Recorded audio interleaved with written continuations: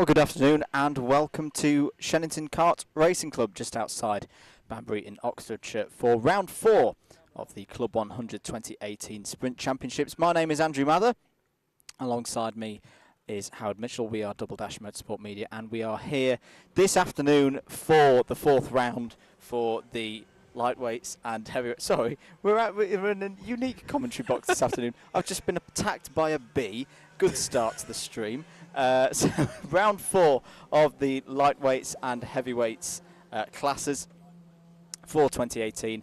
The weather, I can't quite believe I'm saying this after the forecast we had 24 hours ago, is glorious, Howard. I think we're in for a cracking afternoon of racing. Absolutely. Hello, everybody. Hello, Andrew. Lovely to be with you again here in the, let's get it out of the way. Yeah, the commentary van, because we are here in the Alpha Live Productions van, following a few connection issues this morning. We're actually loving life. Well, actually, my colleague right now is not loving life because he's now getting attacked by nature through the window of the van. I don't like nature. That aside, we're loving life out here. It really is. It's a nice afternoon. We're in the van. We've got no communication issues with the producer because he's sat behind us in the back. So, you know, everything's actually quite good. And actually, being serious, I think we are indeed in for a cracking afternoon of action here, Andrew. We've already seen some superb racing in the Clubmans and Elites this morning. And You're getting attacked by nature. I'm getting attacked by nature now. Just freed a wasp. This is the first time in a good decade or so that Club 100 has come to Shenington, and this weekend I think, I know that you and I think a vast swathe of the paddock of Club 100 have fallen in love with this place all over again. It's been absolutely brilliant to drive. It's been absolutely brilliant to watch so far, and I can't wait for another afternoon of it, to be quite honest with you. The lightweights and heavyweights are always a very closely run, all formats of Club 100, particularly the sprints are closely fought.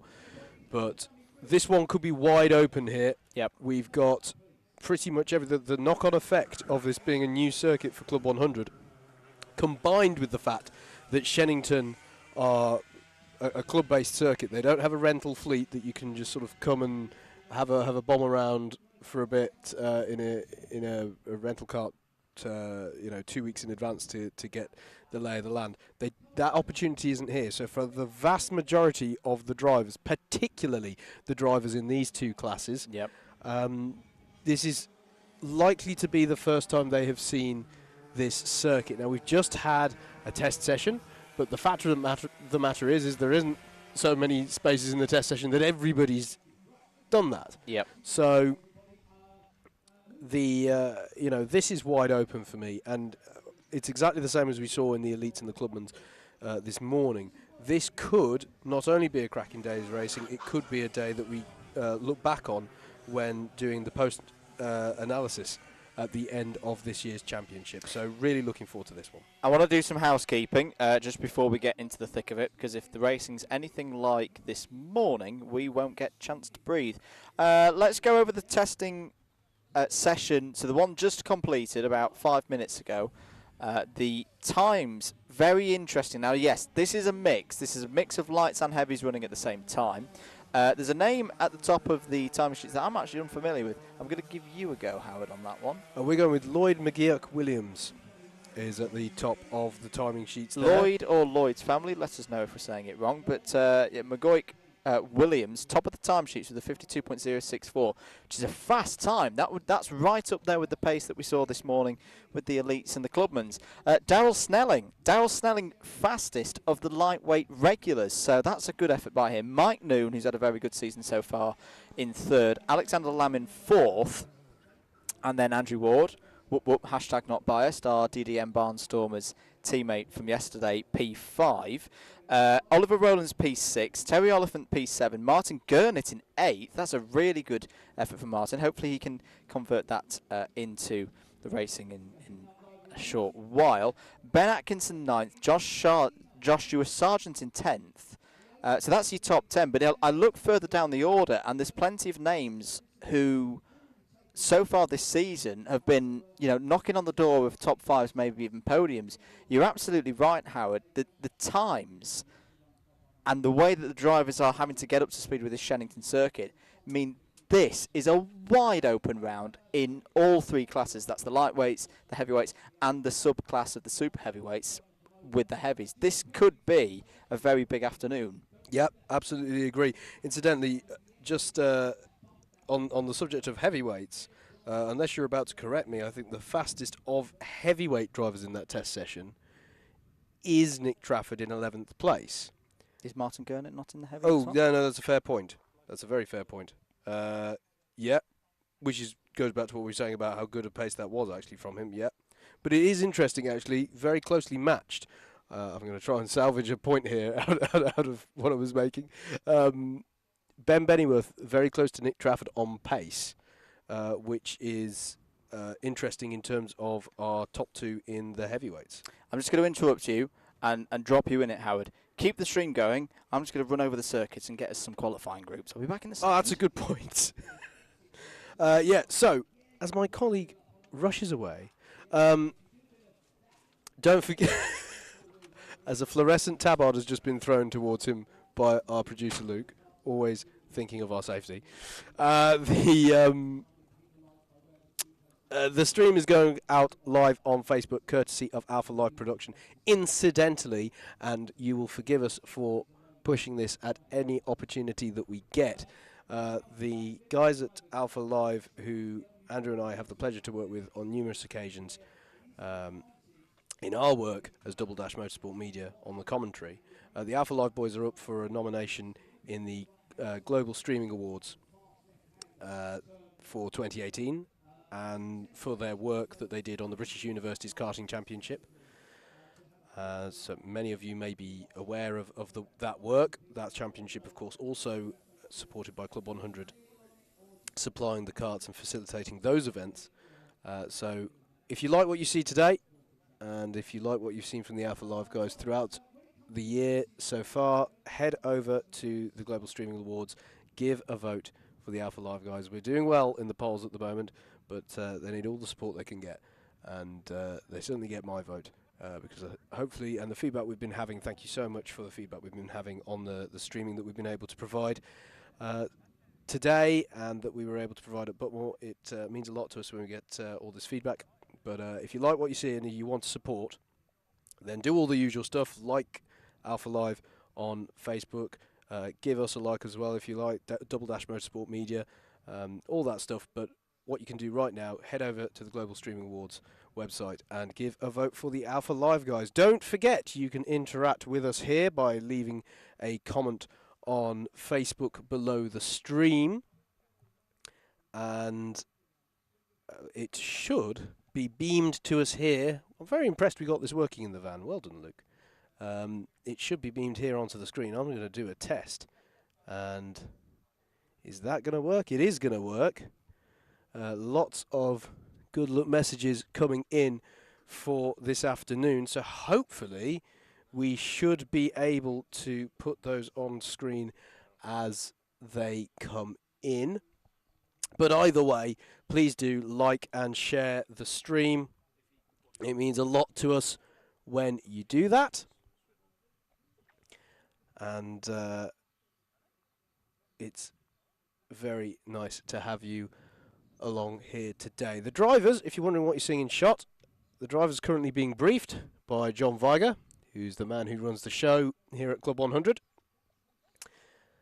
He's been there right from the start. Club 100 is very much his baby, and he is right now giving them the track briefing, as is mandatory to do so before each race meeting.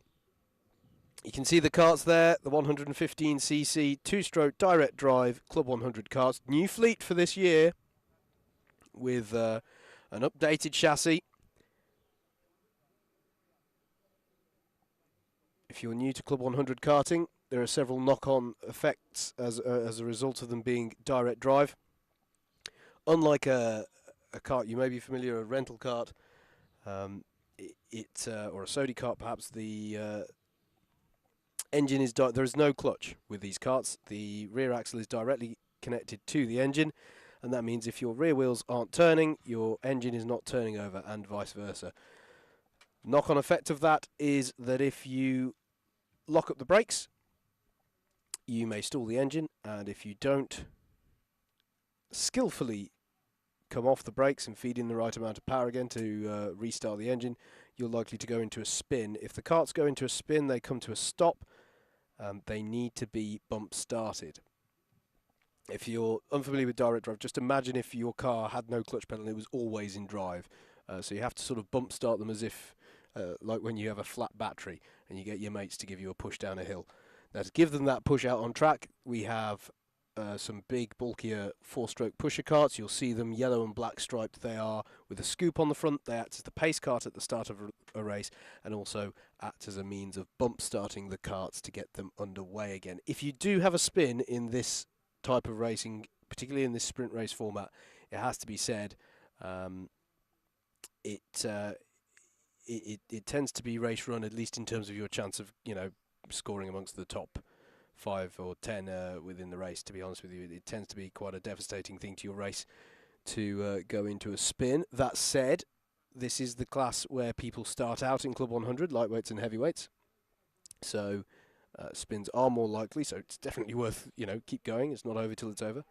But if you see a kart coming to a stop, or if you see a driver stood outside of a kart, by the way, as well, that's normal as well. So when you come to a stop after a spin, if you're facing the wrong way, it is the driver's responsibility to get out of the kart, pick it up at the rear bumper, and rotate the kart so that it's facing the right way. Karts will not be bump started against the flow of traffic. They'll be covered by yellow flags, of course, whilst they're doing that, so the other drivers do have to slow down for safety. But it's an old school way of racing, but my goodness me, do we like it and love it, and it produces some really good racing. The other knock-on effect is that at the start of a race, if you're expecting a standing start, that's not how we're doing it here. We do a rolling start, because being direct drive karts, they can't come to a stop. If they come to a stop, they're not going to get started again unless you bump start all of them at once, which would be a rather boring start to a race. So we do a rolling start in the style of endurance sports cars or NASCAR, IndyCar, series like that you might be familiar with. Personally, I prefer those types of starts. They tend to be a bit more dramatic in my opinion, but that is how they start. So as you see them coming around on rolling up laps, do not expect to see them all come to a stop on the grid and take up their positions and wait for the lights to go out.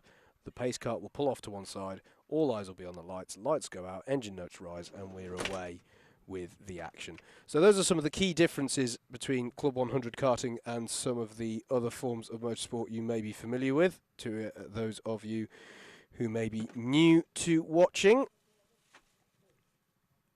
If you are new to watching, then definitely give us a comment below. Who are you tuning in to support?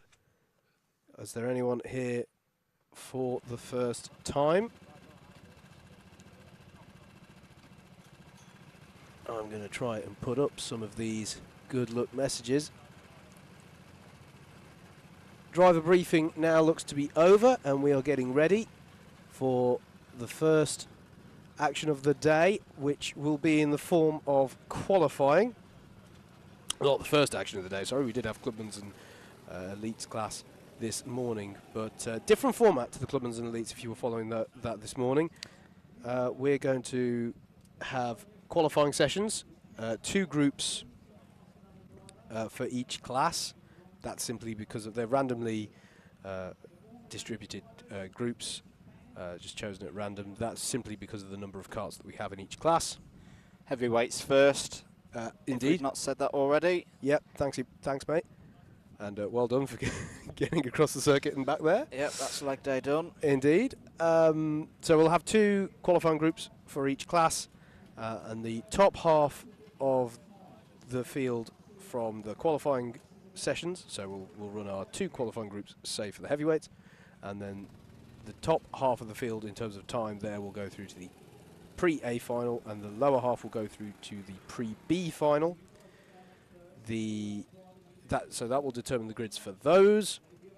The only thing to say for that, as there is a slight threat of rain, as nature's attacking us again here in the comms box, the only other thing to say on that, because we do have a slight chance here that the weather may change on us, is that if it starts raining, if there are different weather conditions between the two qualifying groups, then rather than done on raw lap time, the grids will be determined on your relative position within that qualifying group. So if there was a change in conditions between Group A and Groups 1 and 2, then the grid would be determined with the fastest person from Group 1, and then the fastest person on Group 2 would be in second place on the grid, and so on, and then there would be the second place person from one group on Grid 3, and then Grid 4 would be the second fastest from the other session, and so on and so forth. So I just mentioned that in case we do see changeable weather. After the qualifying groups, we'll go into the pre-finals. So we'll have a pre-B final for the lower half of the qualifiers, and they'll race first, and then the top 4 of those will be promoted onto the back of the pre-A final grid. So if you don't make it through in qualification time into the A races, then there's still an opportunity for redemption there in the pre-race. Then we'll have the pre-A final, and points will be scored, and then we'll go into the trophy finals, the B final, again this is for each class, and out of the B final, the top 2 of that race are going to be the last 2 to be promoted into the A race, and then the A race in each class happens, and it determines who gets the trophies. Important to note though, championship points are equal in the pre-races as well as the final races, so there's plenty of championship points to fight for throughout the day. Have you got that? If not, I promise it will make sense as we go along. It does take some getting used to, but it does produce some really good racing as a format.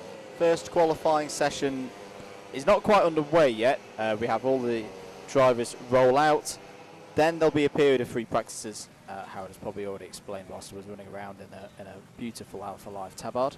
Thank you very much, producer Luke. I was able to cross the circuit in a safe and orderly fashion this time. So first qualifying session out, they'll practice, and then you'll see a green flag, or we'll say there's a green flag, and we go into qualifying for real. One other piece of business, stop me Howard if we've already done this, different coloured number boards on the front of the karts. You will see blue and green ones in this one. Blues are your normal heavyweights.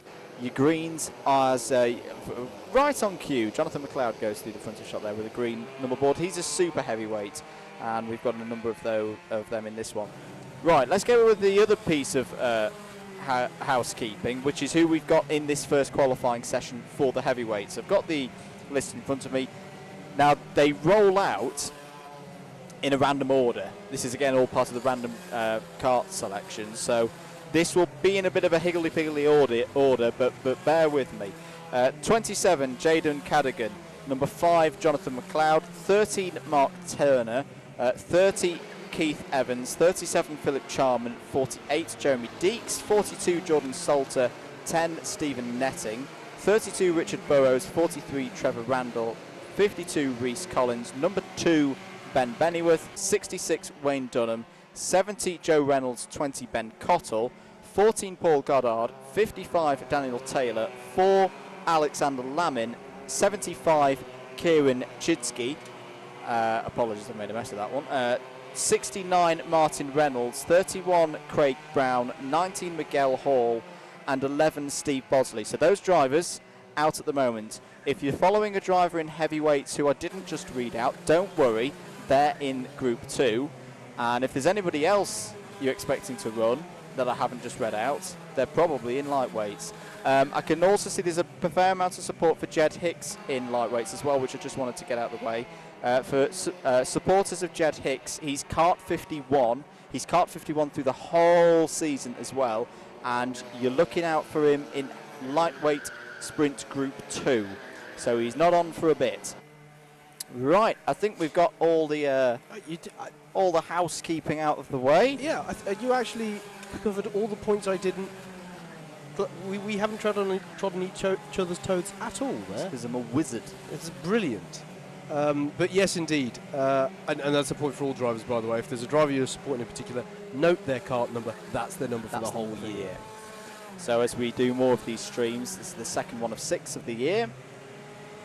Keep a note of that one. because it doesn't change unless Yes. unless you're a little bit silly and superstitious like a certain someone and have your number changed. Yes. I can't remember who that was. No, I can't for the life of me think. Don't like the number 13, okay? To be fair, it did prove to be quite unlucky for you in did. that early part of that season. Anyway, so we're covering qualifying now.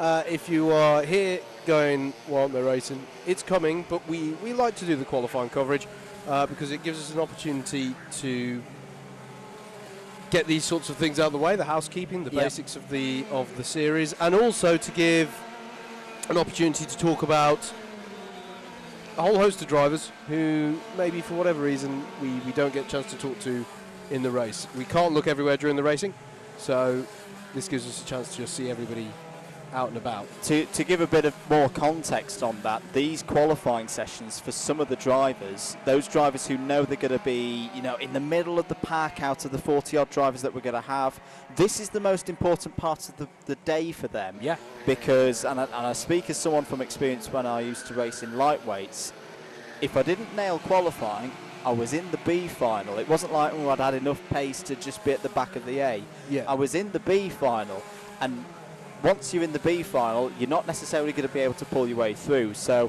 if you're looking for a good point score, maybe trying to get in the top 20, getting yourself into the pre-A final automatically off the back of qualifying without having to deal with a B final is a massive, massive gain. Yep. And just takes the pressure off when it actually gets into the racing bit later this afternoon. Yellow flag out down at the Stratford hairpin. I think that's the number 11 being recovered there. It is indeed, which is Steve Bosley. So we're at a new circuit, effectively. Been a decade since we were last here for Club 100. So if you're unfamiliar with the circuit, we will try and introduce. So that's the hairpin. In fact, producer Luke, if we can find someone through, if we can find someone, that'd be great. Wilkins now, that would be good. And producer Chris as well. This is true. At the moment, you're looking down the back straight into the chicane, which is one of my new favourite corners in the country. Absolutely. Here we are. So this is the start of the lap. This is that's going on. That was the start of the lap. There's the number 75. That's Kieran Chigsey, who is currently the fastest driver, according to Tony. Or is it actually logging time? We've gone green. So qualifying proper has begun. Okay. The other thing that we should say, this is very, as we're now going through the first part of the lap, so this is the first corner. This is Park Bend. Then you come into Cafe Corner, which is a fantastic corner.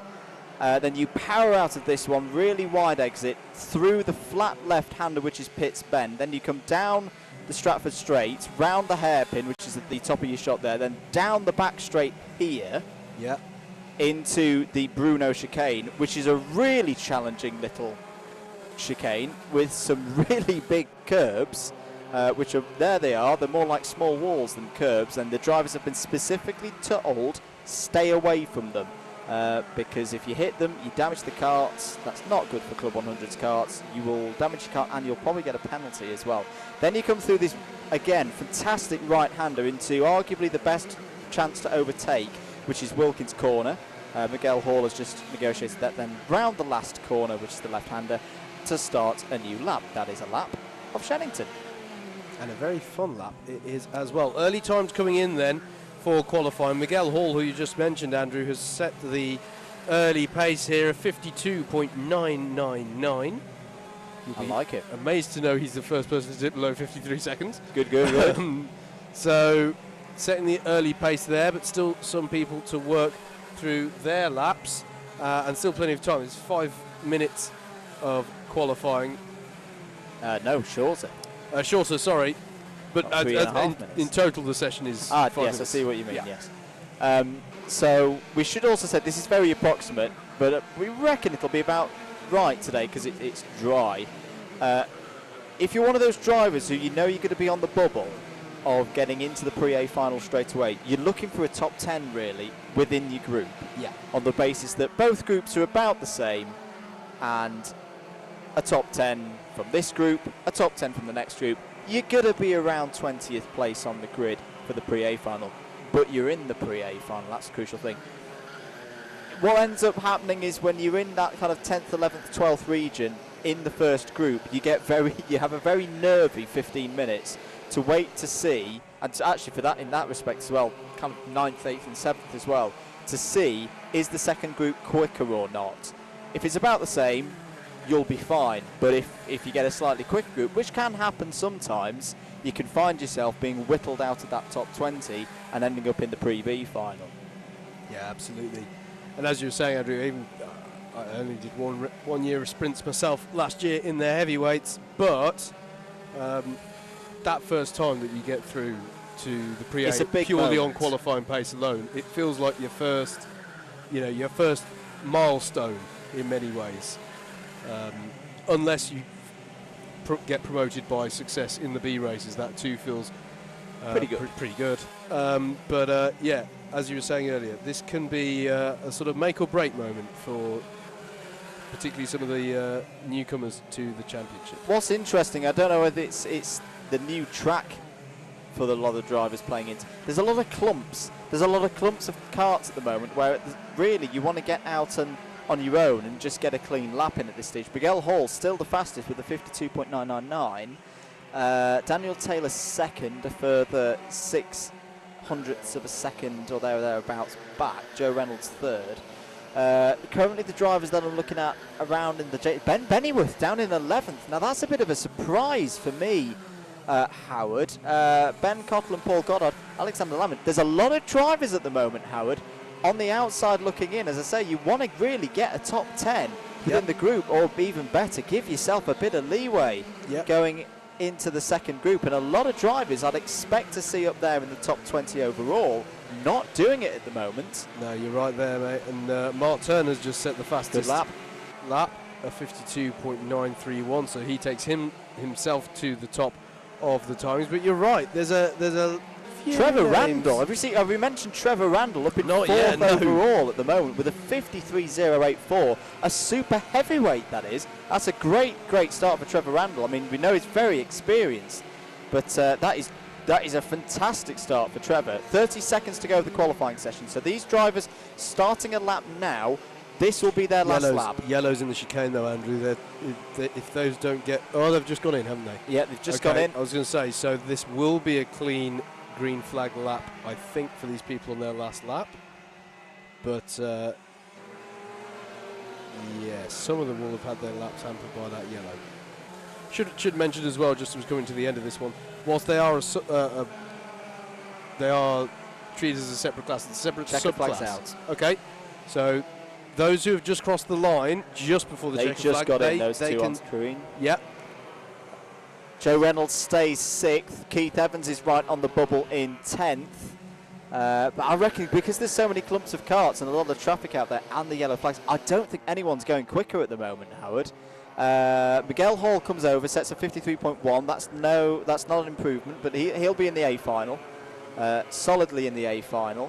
Nobody else jumping up the order. Oh, Craig Brown's just popped up to 8th place. That might be enough. A 53.193. That might be enough to get him in. Still waiting on Mark Turner to come around. Obviously, he's going to be in the A final, the pre-A final that is, but can he get pole position overall?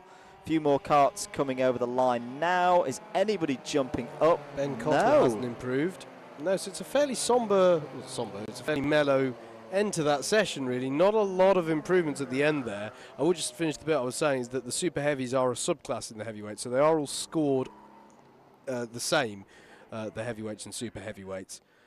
It's merely that they'll get a trophy at the end of the day, and for being the highest placed super heavyweight, and also we will talk about the champion super heavyweight, but you won't see that listed as a separate championship as such. It's a subclass within the heavyweights, just to make that clear. So if you win the race and you're a super heavyweight, you have won the heavyweights as well outright.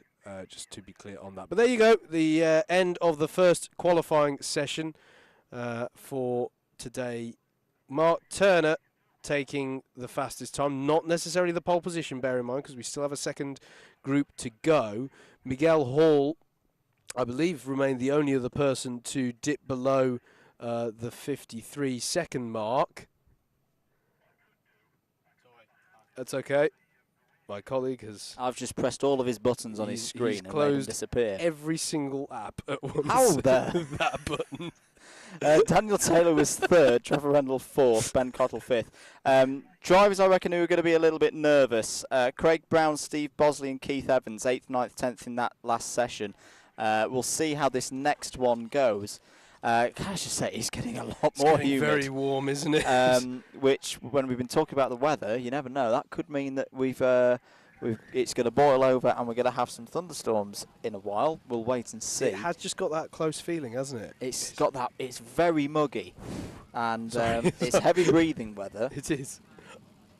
So we'll wait and see. So there's a little bit of a pause. We're going to take a short break here. We'll be back for Heavies qualifying 2 shortly.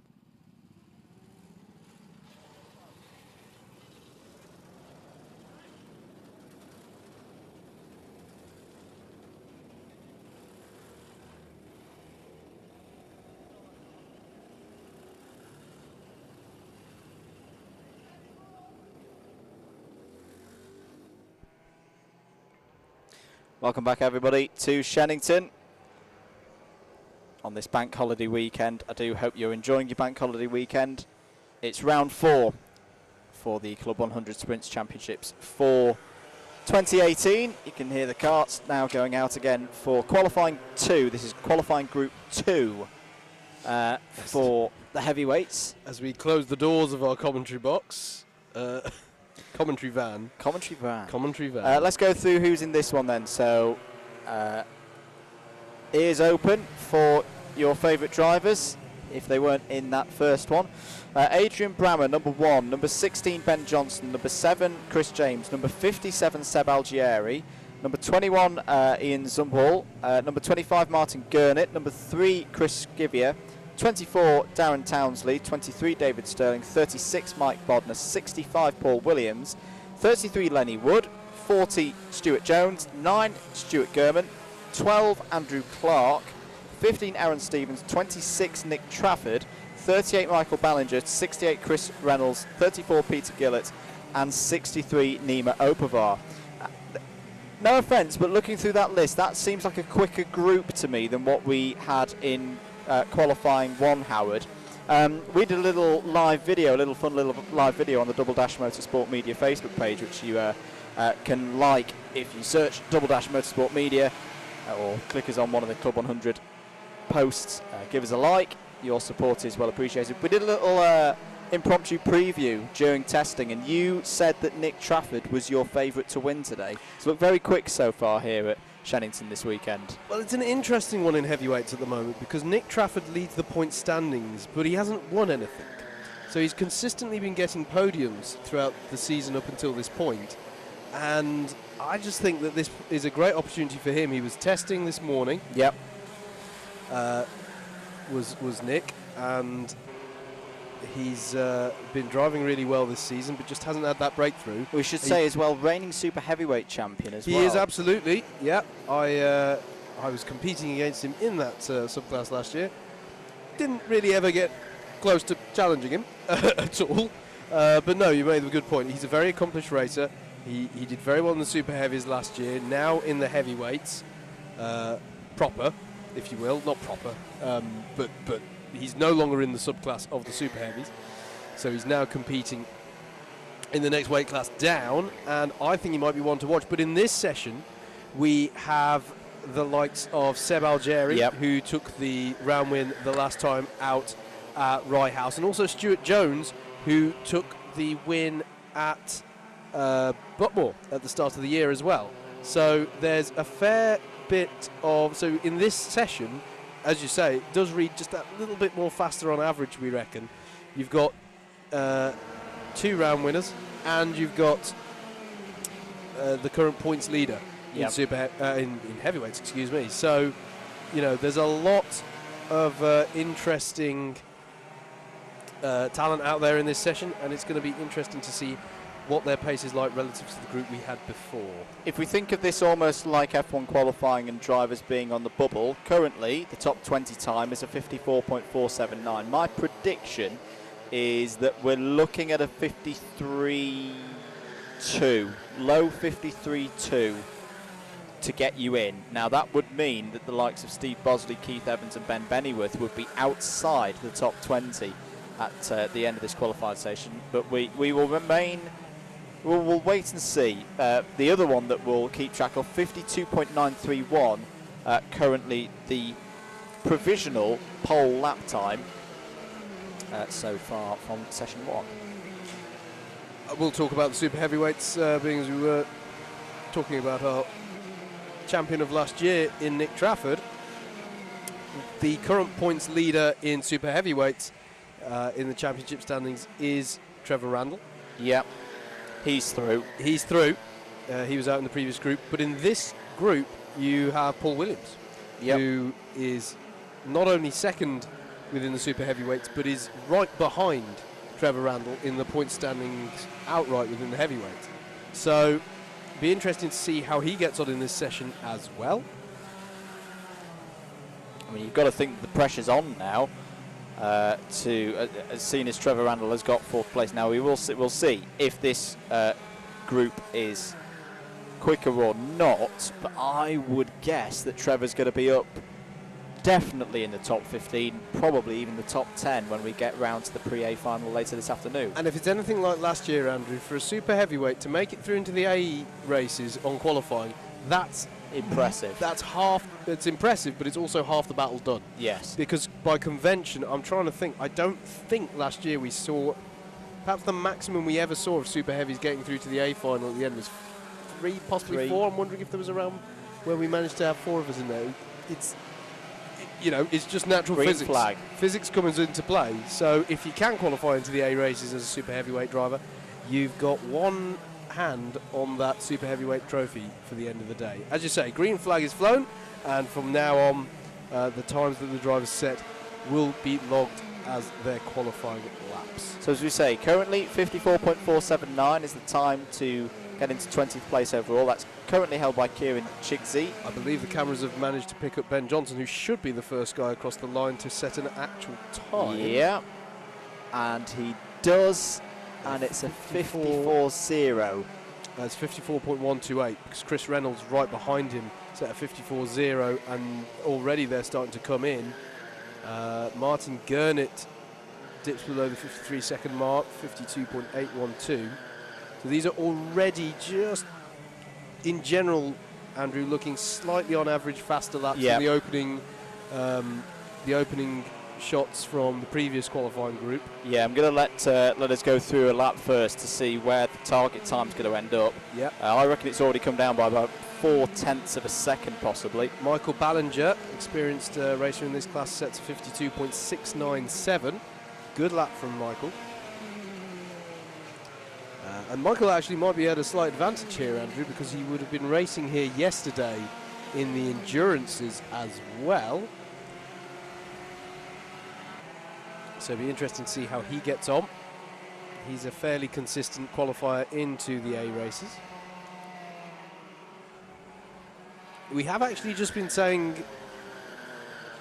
in between the broadcast of the previous session and this one, we were all just saying on the radios with the camera crew, it's getting slightly warmer here, so maybe slightly grippier. It's also, unfortunately, though, getting more humid here as well, which is making things interesting for us. That 52.697 set by Ballinger a few minutes ago, holding up so far, standing the test of the challenges from the others. We're already down to a 53.4 being what you need right now. If there was a red flag right now, that's what you'd need to get in the top 20.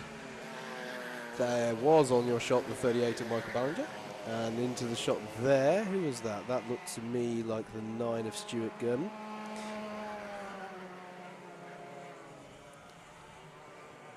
Start finish line then. That to me looks like Paul Williams crossing the line there, who we mentioned a moment ago. This top 20 lap time's going down quickly. We're already into a 53.3. Yep.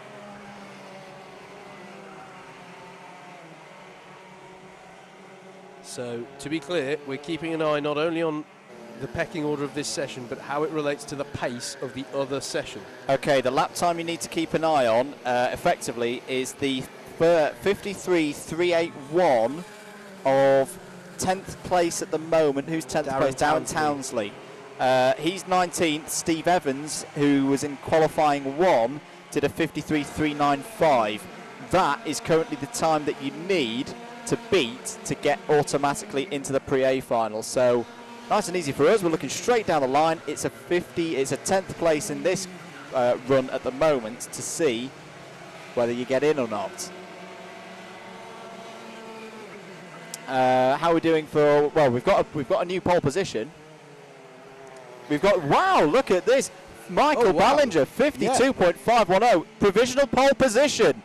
Provisional pole position at the moment for one of the most experienced gentlemen in the field. Michael Ballinger, if the qualifying was to end right now, would be on pole position. That would be a sensational result, Howard. Absolutely. Interesting to note, by the way, at the moment, Seb Algieri, Andrew, in 11th place, is outside of the bubble to guarantee a place in the A final.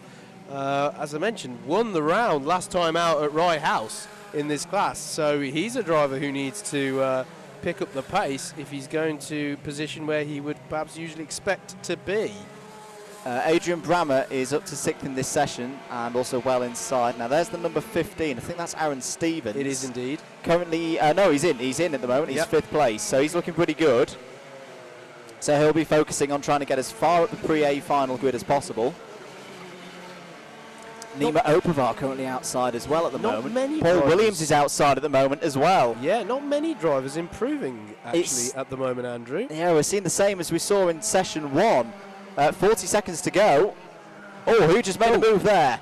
Seb Algieri. Seb Algieri is in. 53. Seb Algieri is in then. So the bubble, so the 53.395, Keith Evans has gone. The time is now, it's still Townsley's, I reckon. It's still Townsley's, what was it, 53.30? A 53.381, yeah. Thank you, mate. So that's the time now to beat 53.381. 11 from this session going through, 9 from the first session going through. So it's all going to be down to this last lap as to whether Lenny Wood's gone on to fourth in this one, 52.893, which I reckon will stick him fourth on the grid as well. This is a faster group at the front of the field, at least. Andrew Clark misses out. He's not been able to improve. Seb Algieri, I think, has just improved as well, so he's fine. Is anybody going to be able to knock out Darren Townsley from 11th place? Mike Bodner's in. And, oh, is there a yellow? There's yellows out. There's yellows out. So that might just save Darren Townsley. Yeah. If we've got this right. There's Michael Ballinger. Michael Ballinger is going to take pole position, and I cannot tell you how happy I am to say that. A cross start finish. Here he comes. Doesn't improve because of the yellows, but Michael Ballinger. I'm just going to check this, that I've not got this wrong. I really hope I haven't. No, the best lap time confirmed was a 52.931 from session 1. Michael Ballinger has pole position for the pre-A final. Yep. Martin Gurnett will join him on the front row. Stuart Jones will be third on the grid. Lenny Wood will be fourth. And then Mike Bodner fifth. And then you get your pole sitter, or ex-pole sitter from qualifying 1, which is Mark Turner, sixth on the grid. We'll have this all confirmed, but I reckon your top 11 in this session are in. And then also names that are in that will have had a very nervy last 15 minutes. Steve Bosley, Craig Brown, Jordan Salter and Joe Reynolds, I reckon, are all in. But very intriguing session that. It seemed to be, if you got a lap time in early, that was what served you best. Yeah, absolutely. I don't know quite why. I don't know if they all started clumping together towards the end or people started pushing harder. Such that maybe they banked a lap and then went, well, now I'm really going to push, and then we saw more yellows maybe. I'm not quite sure what came into play there, but no, absolutely fantastic job by Michael Ballinger. He was my buddy when I on my first when you first joined Club 100 event was Michael. I'd come in from British University's Championship, but you still get a buddy on your first day to show you the ropes. Thoroughly nice bloke, and I know I'm not the only person who's stepped forward. That's done on a completely voluntary basis. Yep. That people step forward to do that. So, no, very happy for Michael, and really good pace there. Right, we're going to take a short break. Next up, it's the lightweights and qualifying 1.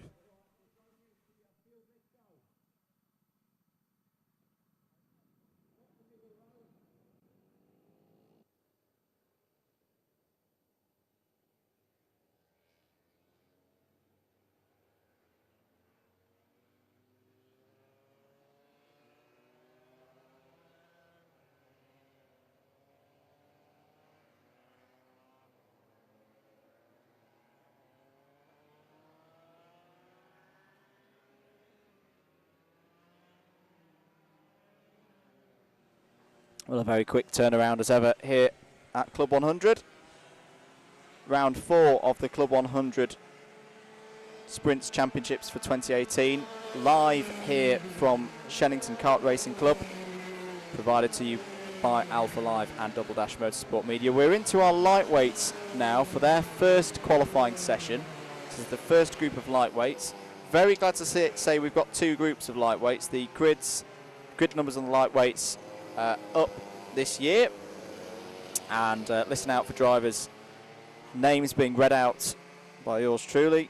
Here's who we've got in Group 1. Matthew Bell in the number 6, number 13 John Gooch, number 5 Rob Langthorpe, 36 James Venning, 26 Matthew Collier, 40 Terry Oliphant, 7 Adam Wielden, 47 George Stone, 66 John Haddock, 1 Tom McKenzie, 18 Alessandro Carloni, 34 Craig Rankin, 23 Freddie Fincham, 54 Dominic Green, and 2, the driver that you just saw on screen there, Andrew Ward.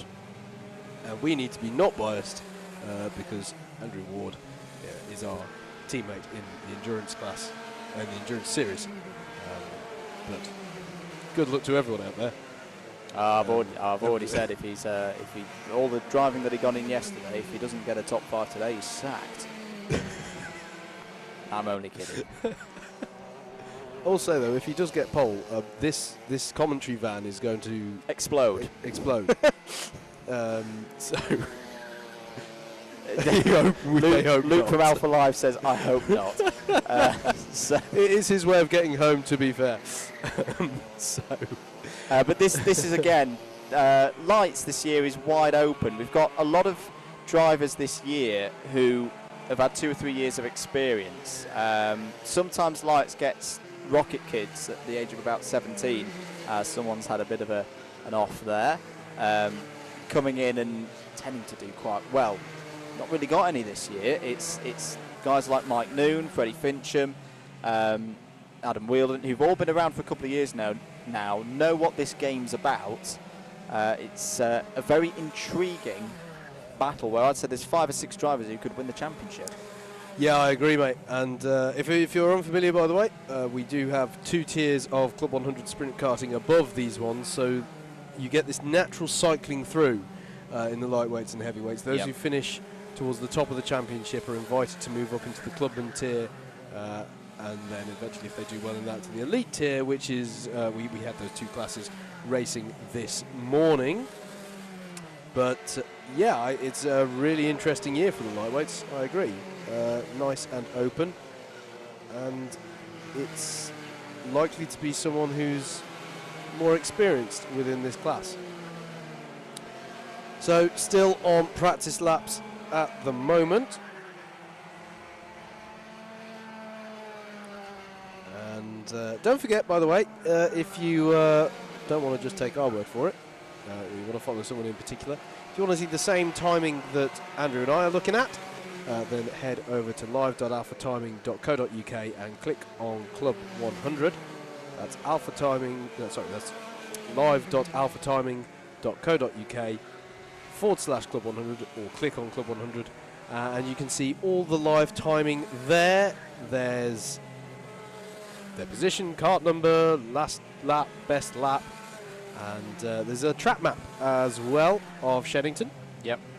And you can follow your drivers around there. When it comes to racing, if you want to follow a particular driver who you're supporting on the driver tracker, simply click on their position at the time and it will highlight their dot. So if you're following a driver who is running, say, in 7th place, click on the 7th place. That dot will be highlighted, and that will follow through, by the way, as they change position. So if they then overtake somebody and go up into 6th, their dot will still be highlighted. You can click on that, you can click on it again to change the colour, and click on it. There's all sorts of customisation you can do on there. It's a fantastic job that the 2 wheels at Alpha Timing do. So head over to live.alphatiming.co.uk if you want even more detail. My recommendation, get the stream, cast it to a big screen or something, and then have a separate screen, a laptop or a phone or something, on the live timing, and then you have all the information at your disposal. Not long to go before the green flag will be out. There you can see the number 40 on screen. That's Terry Oliphant. Now I should find out whether that is relation of. I was just thinking that. There's Andrew Ward going through front of your screen. Looks good in testing. Top 5 in open testing at the start of the afternoon. So look out for Andrew. And he had a good mix of the conditions yesterday in the endurance races. Brought the kart home for us in 4th place in class. John Gooch and the 13, my favourite number, of course. Now, there's the irony with that is the reason I don't like number 13 is that I had a bit of a bump when I had the number 13, for those of you who don't know.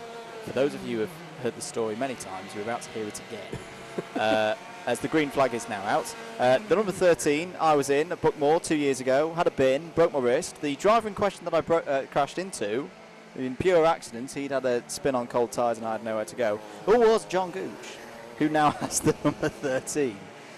So best of luck to John. We bonded a lot over that incident. Not many people who bond over a broken wrist, No, but there you go. No, he's very apologetic. It wasn't his fault at all. He almost went onto the sausage curb there. That was lit. Well, that was just just nerfing the sausage, not riding the sausage.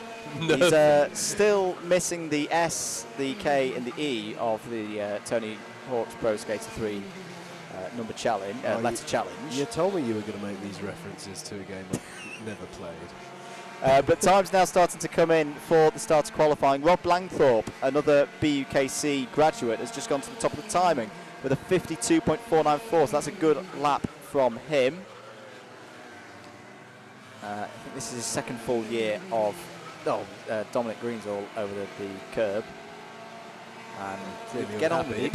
It's not really going to... Well, that's just wasted 2 laps there, having a remonstration. And he's got a contact warning for it as well. I'm not going to say any more about that. 3 minutes 40 to go. James Venning has come up to 2nd place. 3rd place, Adam Whelan. 4th place, Andrew Ward. 5th place, Craig Rankin. Who are we looking at here? This is the number 5 of Rob. Oh, Rob's had a helmet change. That's a quite nice, snazzy design. Oh, yes. That Rob's got there. Very nice. Used to just be a white helmeted bandit. Now he's got a nice kind of red and yellow number. Congratulations on graduating from the... problem for Dominic Green. He's pulled. He's collected a cone. He has collected a cone. He's decimated a cone. Oh dear. At the chicane. So that's going to bring a yellow out in through the Bruno chicane. It's interesting because I was watching him actually going down towards the hairpin, and he was weaving from left to right, sort of, maybe. Freddie Fincham up to 3rd. Here comes Freddie, 52.939 for Freddie Fincham, currently 2nd place in the championship. And one of those drivers who's been around for a good number of years now. There's James Venning in the 36. He's also had a really strong season. Because it's actually, I've just realised, this is the first Club 100 stream we've done since the end of the BUKC season. Freddie's just, a month or so ago, completed a really strong first season in the BUKC for Loughborough University. And, yes, and cone penalty now for Dominic Green. Collecting that one. John Gooch is up to 4th, 2 minutes of the session to go. Now, how does a cone penalty get well, it's going to be best lap time deleted, yeah. Which, given how close it is out there, is going to be crucial. There's Freddie Fincham. So, as I say, he had a very solid first season in the BUKC with Loughborough University. He was promoted up to their A squad. Which, if you're later in the season, wondering, by the way, is supported by Club 100 machinery. Yep. So there's direct transference. A lot of BUKC graduates enter this championship once they've finished at university. Craig Rankin on the move, up to 2nd place with a 52.781. So that's a really good lap time from Craig. 90 seconds of the session to go. So it's still, as Dominic Green has now gone 4th, but as we know, mechanical flag for Rob Langthorpe now. I'm guessing he might have hit a curb, but that's going to hamper things. He's going to have to come to the pits. Dominic Green, as I say, is up to 4th, but I'm pretty sure his best lap time will be deleted because he's got a cone penalty. 1 minute to go. Freddie Fincham just set his personal best to 52.9 dead.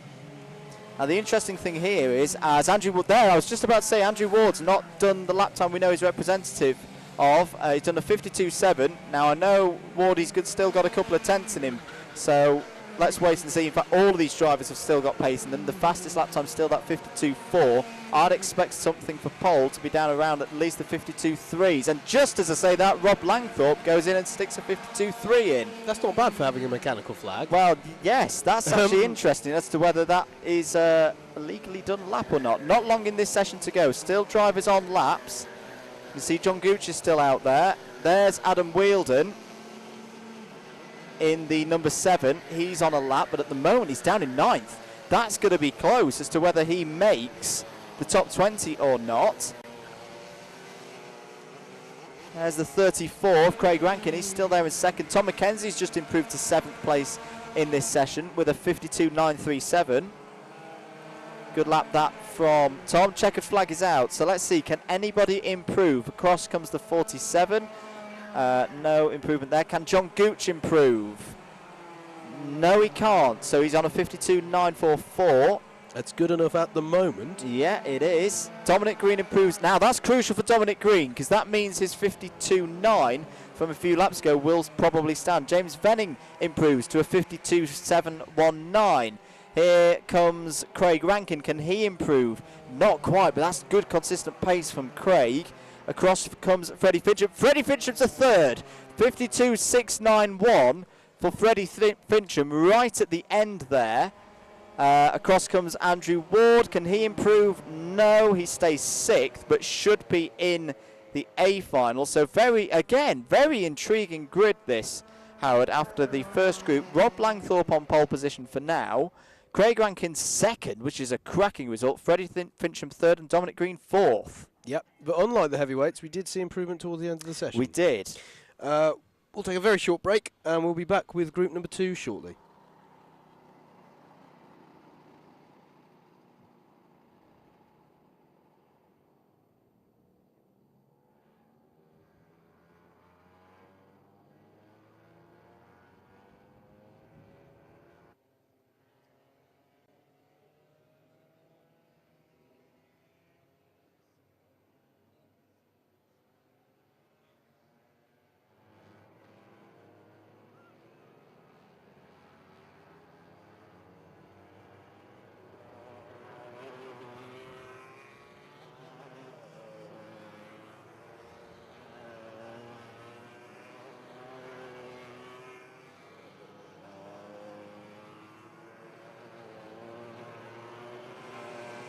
The action coming thick and fast then here at Shenington today. We're into our final qualifying group, the second group for the lightweights. Let's run through your order then of who's in this one. The number 9 of Chris Woodgett, 48 Kingsley Cummins, 12 Hussein Rashid, 37 Oscar Lancaster, 62 of Loic Ditchburn, 57 of Joshua Sargent, 14 of Charles Jackson, 8 of Darryl Snelling, who was very fast in lights, in testing earlier, second fastest.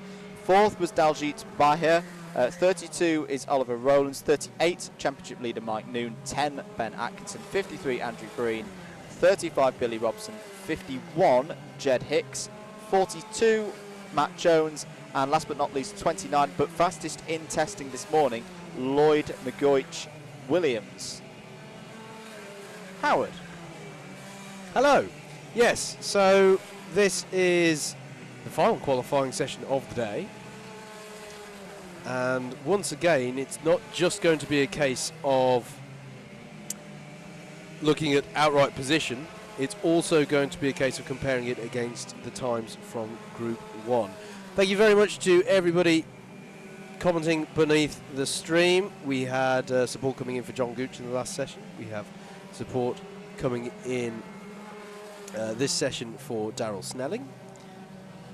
Do keep your comments coming in. Thank you very much for supporting us today with the stream. Like and share. Let's get people tuning in on their bank holiday weekend for some Club 100 action.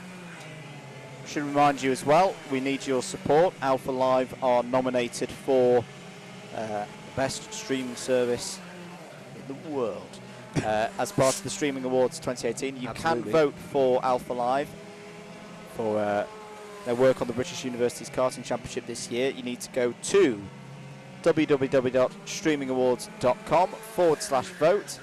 Scroll your way down to Alpha Live, click vote, and you're all done. Absolutely. Your continued support is very much appreciated. So if you weren't here when we explained the format earlier on, after this we will go into the pre-B finals. Okay, so there are pre-finals and finals, and then within each of those there is a B and an A variant. The B races will be for the lower half of the field after these qualifying groups, and then the A final for the top half. The pre-final and final are identical in terms of the championship points on offer. The main thing is that the final gives you a shiny trophy at the end of it, but the pre-final is still very important. If you don't make it through on qualifying pace alone to the A races, then you can still make it through by finishing in the top 4 positions of the Pre-B final, in which case you'll get promoted to the Pre-A final and then subsequently will be in the A final as well. Or if you finish in the top 2 of the B final later on, you will get to go straight into the A final. So that's how. So for each class, for heavyweights and lightweights, there will be a pre-final and a final, and within each of those a B and an A. If it sounds a bit confusing, don't worry, it does make sense as we go along.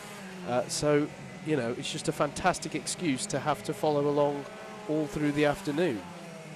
We've been racking through these qualifying sessions. I just want to paint a bit of the picture before we go in. Currently Adam Wheeldon in 10th place is right on the bubble of qualifying for the top 20. He's 10th at the moment on the 52.999. So let's keep an eye on that. Matthew Bell, Matthew Collier, John Haddock, Alessandro Carloni and George Redstone currently outside the top 10. There were only 15 runners in that last heat though, in the last qualifying group. So at the moment they're all in officially, but once qualifying begins and drivers in this group, this second group, start going quicker, they're probably going to be in trouble and will end up in the Pre-B final. We'll wait and see. Just to talk about those who have been winning so far this year in the lightweights, Andrew's mentioned many of the key protagonists Green here. flag's out, sorry. Yep, indeed. Carry so timing reset and now qualifying laps. Matt Jones took the pre-final win back at Butmore, and then the trophy final was won by our current points leader in the lightweights going into today, Mike Noon.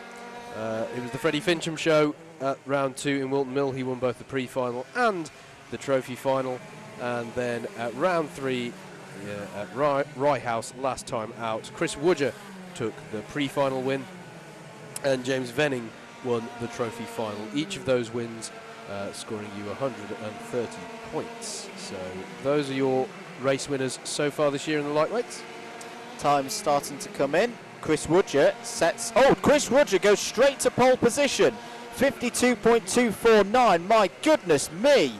Chris Woodger sticks it right in there. First lap, provisional pole. That's a pretty good opening bid. And already we're seeing times coming in. 10th place is currently a 53.449. So sorry for the likes of Redstone, Carloni and Haddock. They've already gone, I reckon. Lloyd McGeoch Williams, who was our fastest driver in testing this morning, continuing his good pace, currently third at 52.546. Ben Atkinson in second at the moment at 52.5 dead. Points leader Mike Noon currently in fifth, so doing what he needs to get into the A races. Oh, thank you, lightweights. You've made my life very easy. The time right on the bubble at the moment is Jed Hicks, 10th place. Oh, he's just been forced out. It was a 1:53.139. It's now the 52.999 of, get this, Adam Wheeldon. Adam Wheeldon is right on the bubble here. So at the moment, the top 10 in this session are through. Loic Ditchburn's just on a 52.986. But the time to get in the top 20 now is Adam Wheeldon on a 52.999. Which, considering Adam Wheeldon on his day has been up in the top 5 in this class, not just this year but the year before, would be a real surprise if he didn't make the Pre-A final. 3 minutes to go. Mike Noon goes quickest. I don't think we've tracked that yet. Mike Noon, 52.911. What's he going to do this time? It's a 51.911. 51.911. So he goes to pole position. Oliver Rowlands is just on a 53.007. So he's currently 0.08 of a second outside where he needs to be at the moment to be in the Pre-A final race automatically. Oh, this is nervy now for Adam Wheeldon. And Terry Oliphant as well, and Joshua Sargent. So it's all those guys who are right on the edge here, but let's keep an eye on timing. Oscar Lancaster's done a good lap time at 52.490 to go fourth in this session. That's going to stick him nicely in the top 10 overall. A lot of support coming in on Facebook for Daryl Snelling. He's currently and he's in. in. He's in, isn't he? He's just Currently doing popped enough. in a 52.971. Now he could do with a bit more time, but the crucial thing is that has knocked out Adam Wheeldon. Adam Wheeldon is not in the Pre-A final. Oliver Rowlands improves, though, Andrew, of 52.964 to take him to 10th place. And that knocks out Loic Ditchburn for now. Jed Hicks improves Jed Hicks as well. goes in. 52.919, so that means Snelling is now out, does it? Let me just work it out. Yes, so the time to beat now is the 52.953. Oh, there's a bit of contact there between the 12 and the 52.953 of Terry Oliphant is currently the time you need to beat. So considering you've got Hicks, Sargent, Rowland and Snelling and Ditchburn all in the 52.9s, it's very, very close. It really is. Contact warning for Mike Noon and a track limit warning for Billy Robson. Now, the one place where track limits have been particularly paid attention to. Oh, Oliver Rowland's in. Oliver Rowland's in. Ditchburn in. Terry Oliphant is out. Yep, there are people improving. Lloyd McGeoch-Williams sets a new personal best, taking himself up to 3rd. But we know that he is securely in anyway. So the driver on the bubble now it's still Oliver Rowlands at 52.950. The driver who's nervy now is John Gooch. 52.944 is 19th overall at the moment.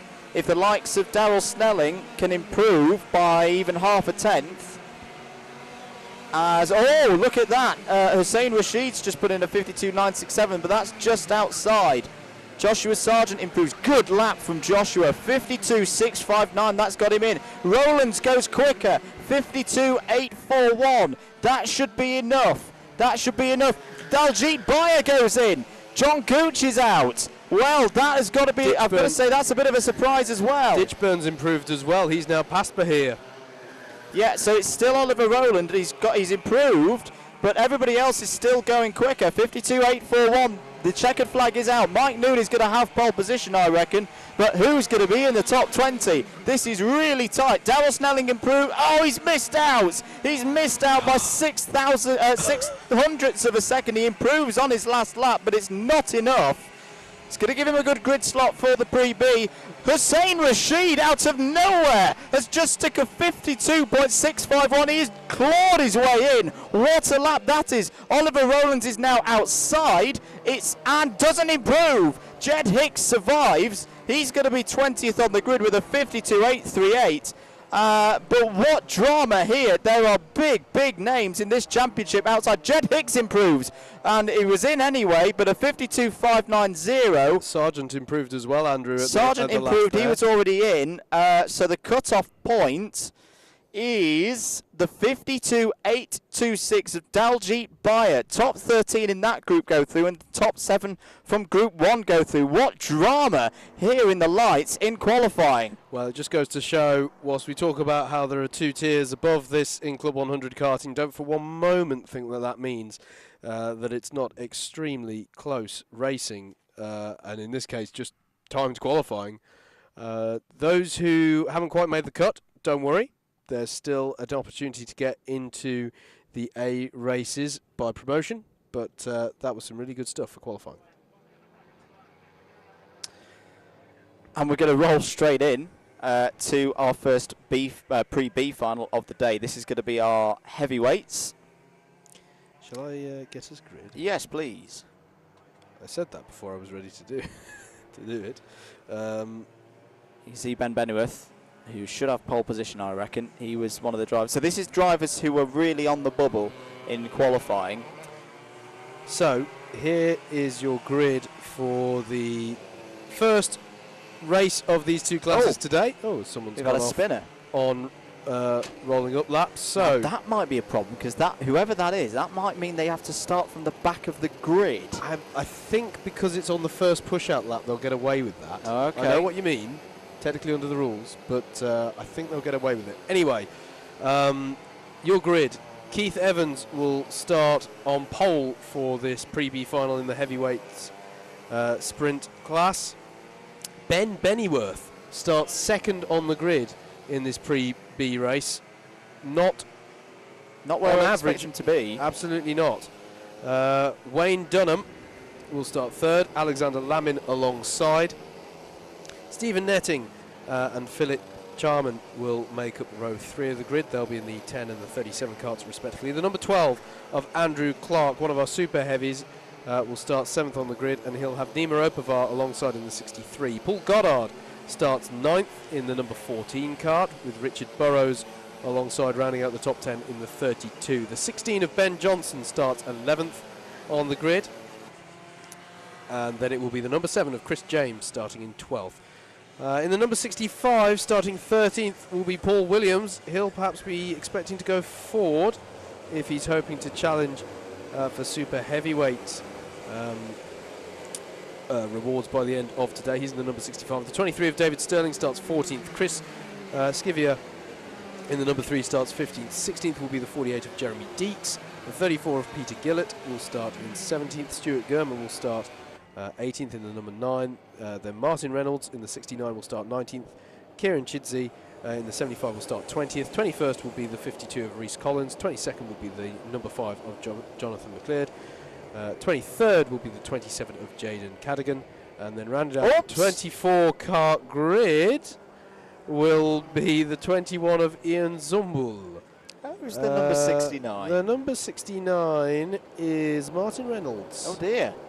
And he has spun off, definitely under rolling up. So, under the rules, he should technically start from the back. Yep. And the clerk of the course reserves the right to begin the race without him resuming that grid position. His saving grace is that there's 2 carts off the back, 27 and 5. Oops! Jonathan McLeod's just gone the wrong way. Okay, yeah. That happened yesterday, actually, rolling up for the endurance race. Somebody didn't take the cut through and they just did the full lap. So that might have just saved Martin Reynolds, so they're saying that. Oh, they might both miss the end. The clerk of the course is within their rights to begin the race, technically under the rules. We've got one more rolling up lap, so they've got time to be catch fine. up. So, remember, it's Keith Evans in the number 30 at the head of this field, Ben Bennyworth in the number 2, alongside him on the front row. Then Wayne Dunham starts 3rd and Alexander Lamin 4th in the 66 and the 4 carts respectively. The top 4 from this race get repechaged, as they like to say, onto the back of the pre-A final grid. So there are 4 qualification spots, promotion spots up for grabs in this race. If you can finish in the top 4, you will be into the A-League. 2 carts off the back should join the field on this lap. Bear in mind it'll be a rolling start. It's the direct drive nature of these carts. If you're new to the series, are we good for a go? Yes, we are. So it's going to be Keith Evans leading them away. Lights go green, engine notes rise, and we're away racing at Shenington. Evans leads them through the first 2 corners. Bennyworth has been able to hold on to second, is he challenging Evans indeed? He had a good run there out of 2. Will he have an opportunity at the hairpin? Wayne Dunham has held on to 3rd place. Leader goes defensive into the hairpin. Is everyone going to get through there cleanly? Don't want to get forced out onto the curb on the left. Oh, there's a bit of at the back. Some kind of incident there. Has everyone kept going? No, the 48 is round. That's Jeremy Deeks, I'm afraid to say, who's come a cropper there. Here we are, going through the hanger corner for the first time towards Wilkins, as there's a penalty for Deeks. 37 got through there as well. That was Philip Charman getting back past Andrew Clark. So over the start finish, Evans leads, Bennyworth 2nd, Dunham 3rd, Netting 4th. So that's your top 4 at the moment. So if the race was to finish right now, penalty, as we said, for the 48. But Keith Evans leads, Ben Bennyworth 2nd, but there's a good number of carts still in touching distance of the top 4. Alexander Lamin currently on the outside looking in 5th place. Andrew Clark runs a little bit wide there out of the Stratford hairpin. There's been a change there as well in the battle between Nima Opavar, Philip Jarman and Andrew Clark. Jaden, definitely not how they were. Jaden Cadigan has had a contact warning, and has Ben Bennyworth fallen down a couple of places, or has Stephen Netting gained one? Up the inside there goes I think that's the number 3 of Chris Skivia. It is, but battling with the 37 now. Yeah, and Philip Charman in the 37 is now going to challenge. We've seen this kind of dogfighting throughout the weekend so far in the other categories. Wayne Dunham up to second. Yeah, it was indeed Bennyworth dropping back, wasn't it? Wayne Dunham gets himself up. Now half a second as a penalty for Chris Skivia. You can see there then, Keith Evans you just saw in the 30, Wayne Dunham in the 66, the 2 of Ben Bennyworth, and the 10 of Stephen Netting currently in the pound seats for qualifying. A lot of drivers need to be careful about running wide onto the sausage curb on the exit of the Stratford hairpin. Andrew Clark looked like a man on the move though. I thought he got a really good cut back there. Oh, dear me. That's exactly what we're talking about with the sausage curve. That was Chris Skivia, I believe. Well, he's already got a penalty. That's probably going to be another one. Yeah, they're definitely going to be worried about that as several takes there, a bit of cross country and going on here. That's not good. You need to try and keep those going, guys, that's over for them. So they'll need to get bump started. Choke the engine. You can keep it going. Oh dear, that's gone horribly wrong for both those drivers. Yeah. Now the crucial thing here, Howard, is grid positions for the second race, for what will be the P final for a lot of these drivers, are set by the final positions in this race. Yep, absolutely. We do need to keep one eye on the front though here, because Dunham is now putting some serious pressure on Evans at the head of this field. He's just set the fastest lap of a race of 53.377. Big crash. Something towards... that's right in front of us here at the Bruno chicane. Actually, they've disappeared behind the hill. It's the number 7. It's Chris James then. It's Chris James, and that out was from that 10th. Really close pack of karts in the midfield. I don't think it's actually... no, I don't think anyone's changed the lead. Dunham to the front, past Keith Evans. Looked to have it done going into the first corner. Alexander Lamin has also got up to 4th place. He's got past Stephen Netting and set the fastest lap of the race. There he is at the back of the pack, number 4. Yellow flags out, stationary yellow flags at the Stratford hairpin to cover for the incident down at the Bruno chicane. I should say, I think, although it looked quite dramatic, I don't think anyone was harmed in that incident at all. Now the number 7 back underway. We've got a top 5 then. A top 5, only 4 of them can make it through. Yeah, Alexander Lamin now having a look at Ben Bennyworth for 3rd. Yeah, and I have to say, I don't know, I would expect Bennyworth to perhaps be a bit more competitive this day, although Lamin is by no means a slow driver whatsoever. So change of lead confirmed as they cross the line. Dunham to the front, Evans 2nd, Bennyworth, Lamin, and Stephen Netting up the inside for 4th. So Stephen Netting back into 4th place there. Good driving that by Stephen Netting. Just saw the gap up the inside through Cafe Corner and got back past Alexander Lamin. Alexander Lamin, hits him. Needs to be careful there. To be perhaps a bit more decisive as to what your intentions are going into the hairpin on that particular occasion. Andrew Clark currently your highest super heavyweight runner in this race, but bear in mind that Trevor Randall has already qualified within that subclass for the A races. Yeah, there's a point to the head there from Stephen Netting to Alexander Lamin. Just have a think about what's going on here. Yeah, absolutely. As they go through Wilkins again, they'll come through the left-hander onto the start-finish straight to begin a new lap. But that is a change for position. Stephen Netting to 4th.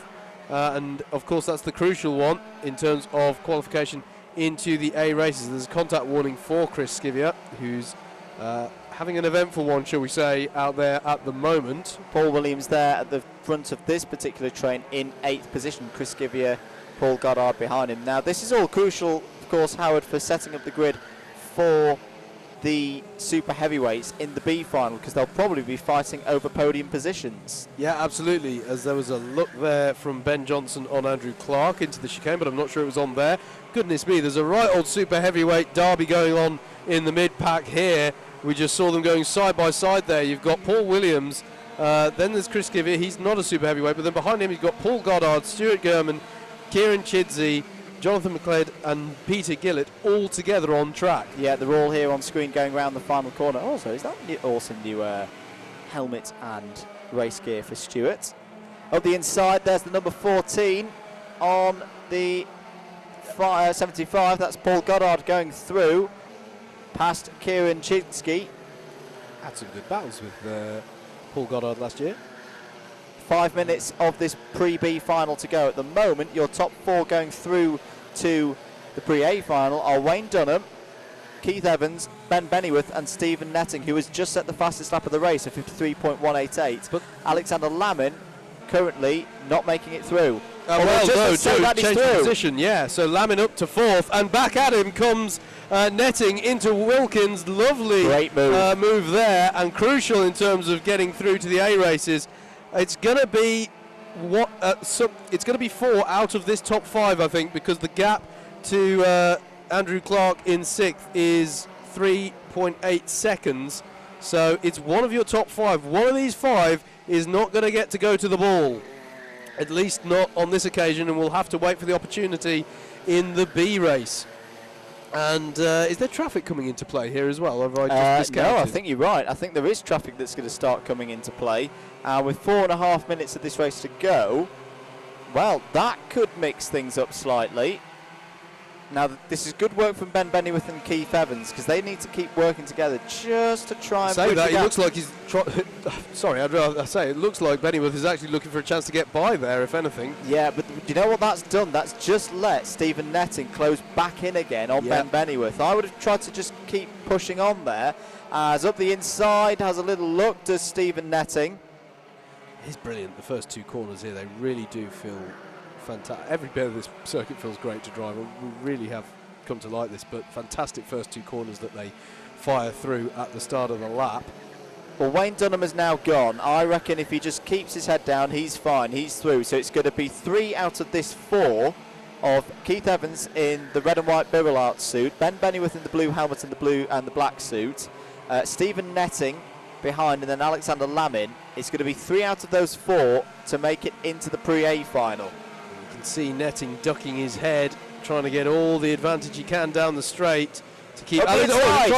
Great move once again by Stephen Netting up to 3rd. Now can he press on, and maybe he's going to work with Keith Evans. Ben Bennyworth's having to defend from Alexander Lamin now. There was a penalty for Ben Johnson, who's currently 7th on the road, so that's not good for him. Advantage by contact takeout, that one. And it's going to be for Andrew Clark. Andrew Clark's dropping down the order.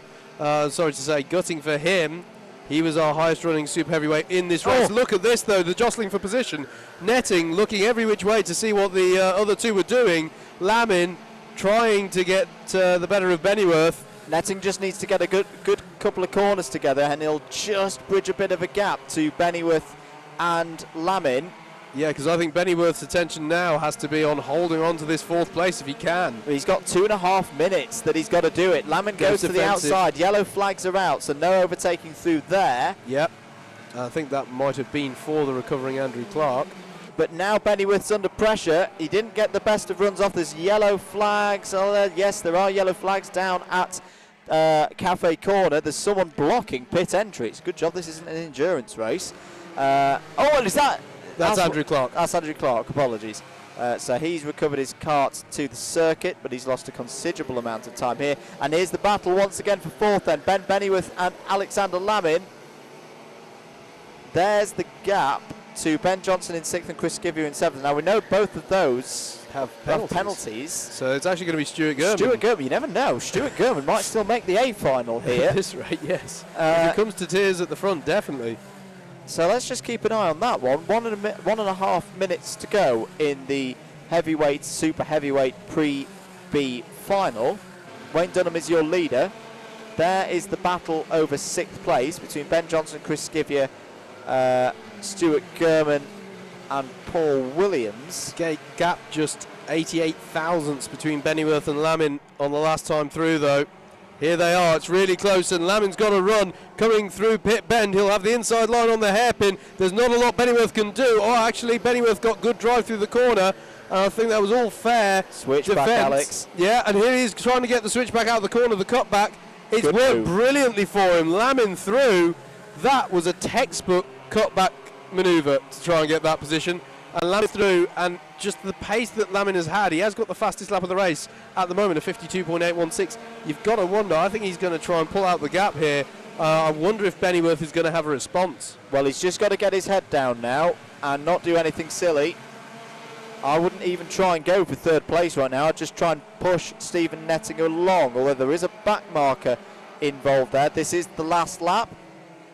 Wayne Dunham, Keith Evans, Stephen Netting, I reckon they're through. They've just got to get round this last lap.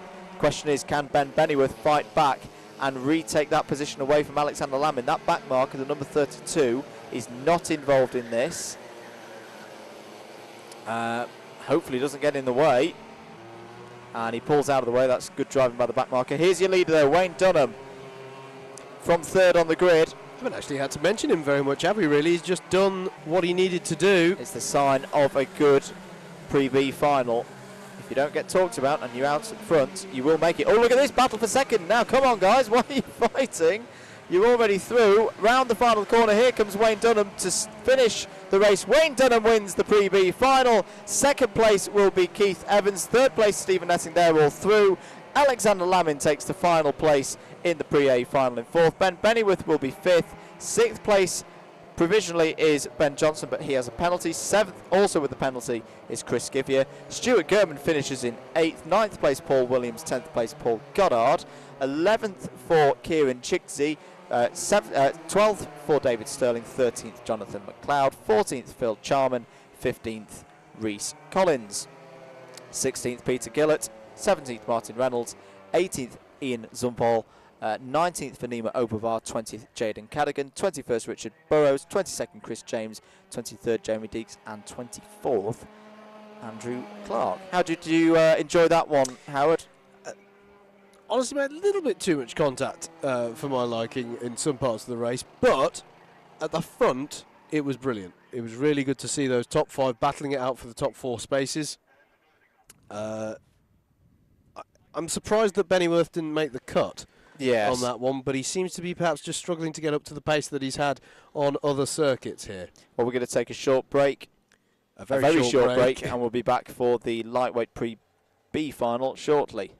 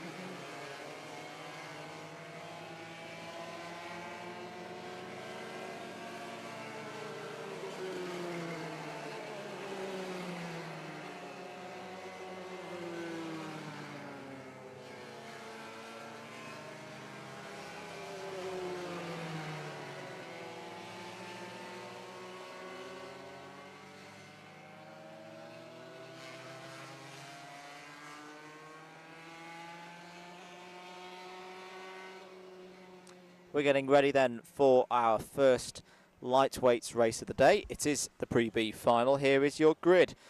Oliver Rowlands will start on pole position with Daryl Snelling alongside on the front row. John Gooch starts from third on the grid. Terry Oliphant starts in fourth. Adam Wheeldon, bit of a surprise, will start this race from fifth on the grid. Look for him coming through.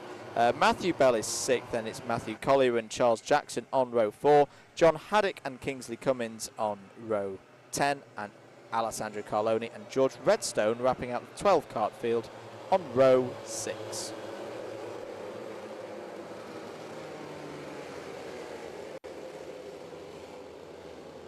So a concise grid here. 4 of these drivers will go through to the Pre-A final. Eyes on the lights.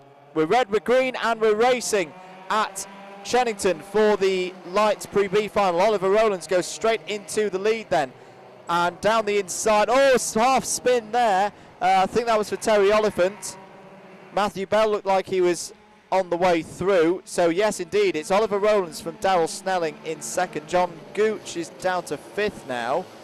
Yes, Matthew Bell up to third, and then Adam Weldon fourth, John Gooch fifth. So straight away, Howard, we've got a top 5 all of drivers I would expect. Penalty for Matthew Bell.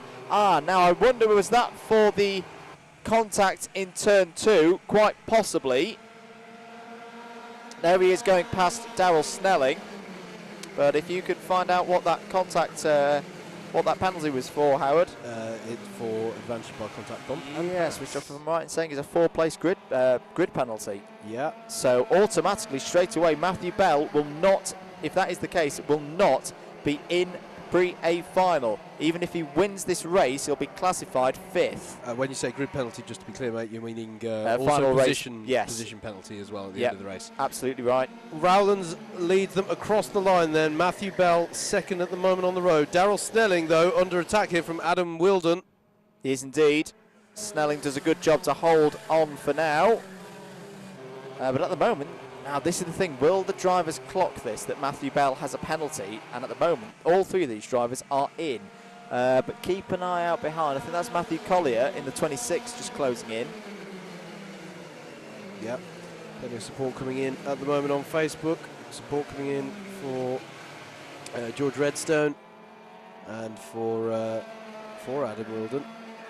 Here we are then, a tight-knit group, 4 karts here battling over 3rd place. Snelling, Wilden, John Gooch and Matthew Collier. There's your leader, that's Oliver Rowlands, and he's just set the fastest lap of the race, a 52.268. That's not too shabby at all. Matthew Bell is 1.3 seconds behind, but he's able to bridge away at this point, I think, because of the pressure that's being applied to Darrell Snelling, although no moves being made just yet. Liberal use of the curb there from Adam Wilden, but it's set him up well, hasn't it? Along the hanger straight, and look out for John Gooch on the outside in the 13. It's not on there actually for Wilden. He ran out of room, so now he defends against John Gooch, and it surprisingly stays the same as it was in spite of all the action there. And look out for Matthew Collier there, 6th on the road, but I reckon looking like he could be 5th once Matthew Bell's penalty is applied. So he's not out of this one.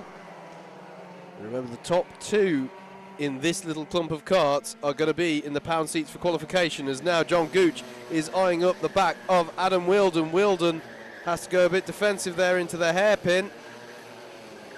He doesn't want to, in fact, he's going to try and put a new move on Darrell Snelling now. Seems to be quite strong in this part of the lap, does Adam Wilden. Snelling's run wide. Snelling's run wide and will be vulnerable into Wilkins now. If Weldon goes inside and Gooch can push him through, that's what they're going to do. Oh, contact! Bit of a bump. Now, did Darrell Snelling turn in there? It's a difficult one, though, because it wasn't fully alongside. Well, it was just the beginnings of the opportunity there. So, I don't know. That's a racing incident for me, and no harm, no foul, I suppose. But it has meant that Wilden is now back under pressure from John Gooch. So it's as you were, Snelling, Weldon, Gooch. But if I was John Gooch, I'd hopefully clock that Adam Wilden is a quicker driver, or is he going to try going down the inside? And if those 2 work together, they should be able to get past Darrell Snelling. Should say, meanwhile, Oliver Rowlands just set another fastest lap of the race, 52.119, Yeah, doing everything he needs to do. And Matthew Bell doing a solid job in 2nd. The good thing for Oliver is he has been in this position before. Yeah. So he knows what to do in these B finals. Here's a chance for Weldon down the inside. No, not quite that time. Oh, but and Snelling's made a mistake, and he's going to lose 2 positions. And unfortunately, I could feel that coming, but that was all because Adam Wilden was putting him under such pressure that eventually Darrell Snelling has made the mistake that's cost him 2 positions. However, at the moment, he's still in, because once Matthew Bell's penalty gets applied, Snelling will be back up to 4th. Look at Gooch, though. He looked like he was on for an opportunity there, perhaps on Wilden, heading into the hairpin. Yeah, he cut away. He had a half look down the inside, didn't make it through. So yes, here is here is Oliver Rowlands, your race leader.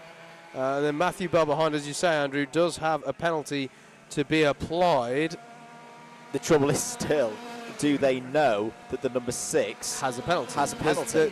Unless they've learned everybody's race suit. Oh, that's an interesting line from Matthew Bell through Wilkins. Bit of drift around there. There probably would have been some grip out there yesterday in the wet, but not right now. No. So now this is crucial. Well, Wheeldon and Gooch, I think, have identified that they can work together and secure their places in the Pre-A final. That is what they're doing now. That's what they should do. Although and just I have to keep say, working. No, he's going to get on the inside. That's the 47 off. That's George Redstone. Yep. And that, I think, is down at Wilkins. But similarly, it's very interesting sprint racing like this when you get individual drivers needing to work together. There's almost some premise in Wheeldon letting Gooch through. Yeah. He's not letting through there. There's yellows there for George Redstone's car. And then trying to work off his rear bumper to get themselves a little bit further up the road. Yeah, I know what you mean. It's difficult as well because the leader has sort of pulled away at this point. You never quite know how much the drivers know. We were just talking about, do they know that Matthew Bell has a penalty? Are they certain that they're third and fourth? They're probably aware of that. But yeah, they probably don't know that Matthew Bell has the penalty. And from Gooch's perspective, he'll be thinking, well, heck, if I get past Wheeldon, I'm now very secure. I'm definitely in. I can afford to have, be taken on the last lap or something, At the moment, he feels on the bubble of qualification, and that's not where he wants to be, which is probably why he's looking racy, like he's going for an overtake. But yeah, he's put his arm up again there. Is that still yellows out? It is still yellows out. Okay. It's George Redstone waiting to be, he's recovered his car now. He's waiting to be push started. Yep. So Darrell Snelling is keeping on to the back of these two, and as we understand it, based on the penalty we've seen for Matthew Bell, he's in, but he doesn't necessarily know that at the moment. There's your race leader, Oliver Rowland, still doing everything he needs to do now, 4 seconds to the good at the head of this field. Then comes Matthew Bell, who is himself a further 2.5 seconds. There he is, in the number 6, and then he's 2.5 seconds up the road from the battle we've been watching pretty much race long, between Wheeldon in the 7, Gooch in the 13, Snelling in the number 8, and Matthew Collier still staying with them within a second of those three.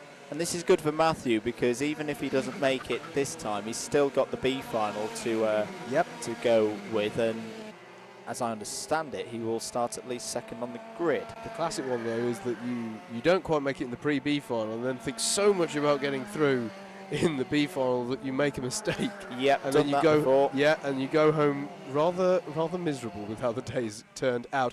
And is that Gooch past Wheeldon? Yes, it is. So change of position there. John Gooch has got the job done. 13 now ahead of the 7. Still 3 minutes 40 of this one to go. Just checked from the previous race. Yep, a bumper pass penalty where you gain a position but don't have a driver come to a halt is +4 positions. So at the moment, Matthew Bell falls behind Wheeldon, Gooch and Snelling. Yeah, I think he drops behind Collier as well. Yeah, I think so. Yeah, I'd agree with that. So, there's the number 40 of Terry Oliphant. Now, that's the driver I think Matthew Bell had contact with on lap 1 to receive that 4-place penalty. Yeah. I'm still wondering if he's a relation of Mr. Oliphant of touring cars. And BUKC fame. And BUKC fame. One might argue that the touring car stuff is rather taken up, but yeah, we'll go with BUKC fame. Plenty of support on Facebook. Keep that coming in. We've got 2.5 minutes left. Oliver Rowlands leads by 4 seconds. So Matthew Bell pretty much matching him on pace now, but it's all for naught for Matthew Bell because as far as we're aware, he has a penalty to be applied post-race of 4 positions. And that means that John Gooch, Adam Wheeldon and Darrell Snelling are now where they need to be to get through to the A races. But, as we keep saying, Snelling doesn't necessarily know that unless he's a very astute driver and has learned everybody's numbers and registered where they are on circuit. We're looking at a battle here between Alessandro Carloni and Kingsley Cummings over 7th place. Through. Good move that by Kingsley Cummings. Yeah, and Terry Oliphant is right with them as well. Should explain it's Tom Oliphant that we're referring to as a potential relation. Can't quite remember which university he used to race for. Willie Chew would know if he was here.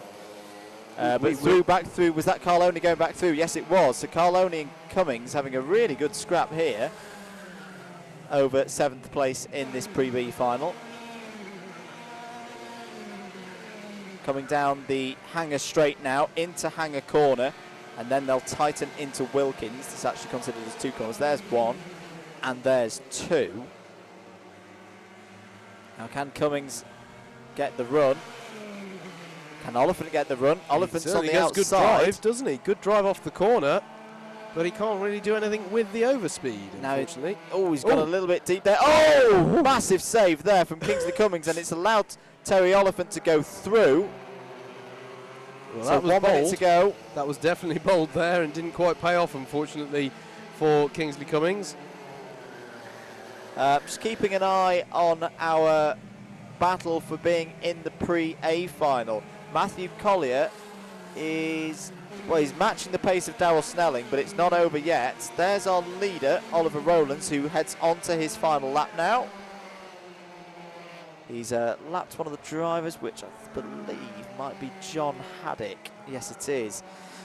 So Oliver Rowlands, 4.5 seconds clear. He can just calmly bring this one home. He's under no pressure at all, and he's going to make another Pre-A final in the lightweight sprints. Down into the chicane, the Bruno chicane, through the Bruno chicane. He's taking it very calm. I've just seen him come past us here in the commentary van. This is just what Oliver needed to do. Disappointment to not get through to the Pre-A final in qualifying, but took the chance from the Pre-B final and will line up on that Pre-A final grid. Here comes Oliver Rowlands round the final corner. He wins at Shenington, the Pre-B final. He's very happy with that. That's a fantastic job. 2nd place is going to be on the road, Matthew Bell, but he has a 4th place penalty. There's John Gooch, he's in. Adam Wielden is in, and Darryl Snelling is in. He just gets in ahead of Matthew Collier. He will have pole position for the B final with Matthew Bell alongside him on the front row, and Terry Oliphant got 7th place just at the end there, ahead of Kingsley Cummings. Alessandro Carloni was then 9th. Charles Jackson finishes on the lead lap in 10th, and then it was John Haddock and George Redstone. Oh, good race that, Howard. That's our Pre-B finals done. We're going to take a short break and be back for the heavyweight Pre-A final in a few moments' time.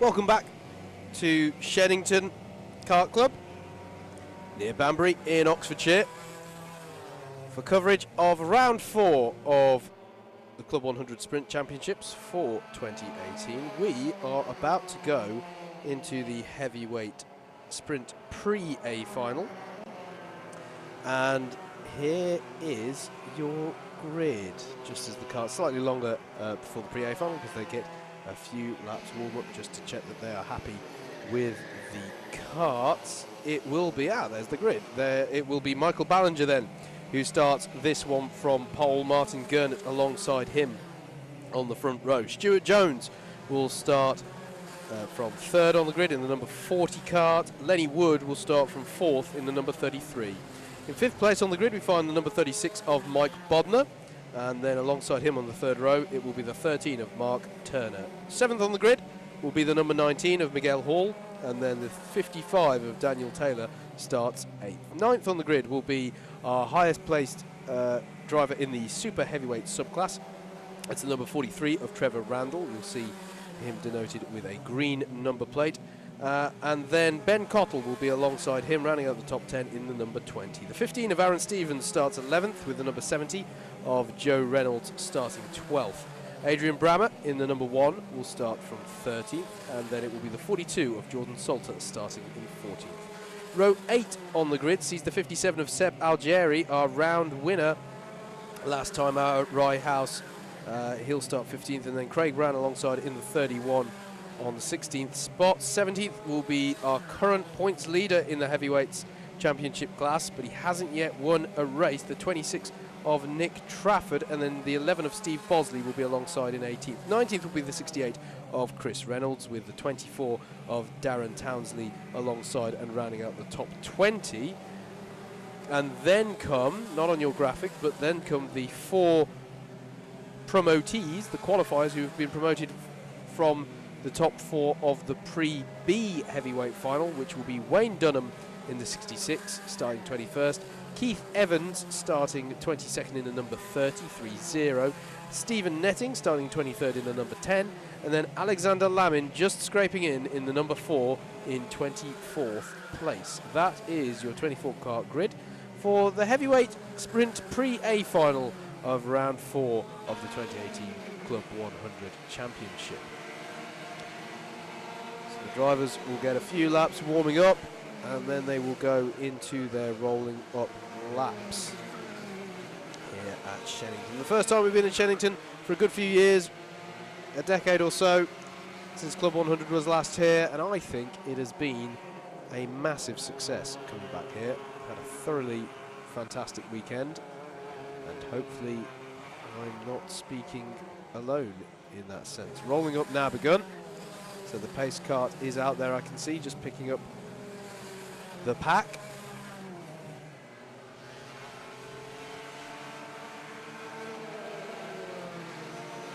Don't forget, keep your support coming in. Comments under the stream. Like, share the stream, all the usual stuff. Give Club 100 Facebook page a like. Give the Alpha Live Productions Facebook page a like.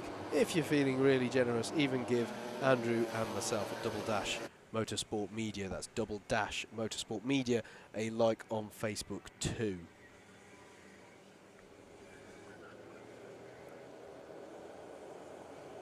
So you can see Michael Ballinger in the number 38, Martin Gurnett alongside in the 25.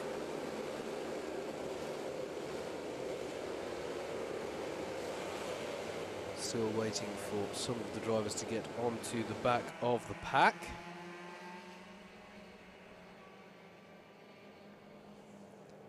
So we'll have another rolling up lap. Rolling up lap's not quite as long as the full circuit. They'll go through a little cut through, which takes them into the Bruno chicane.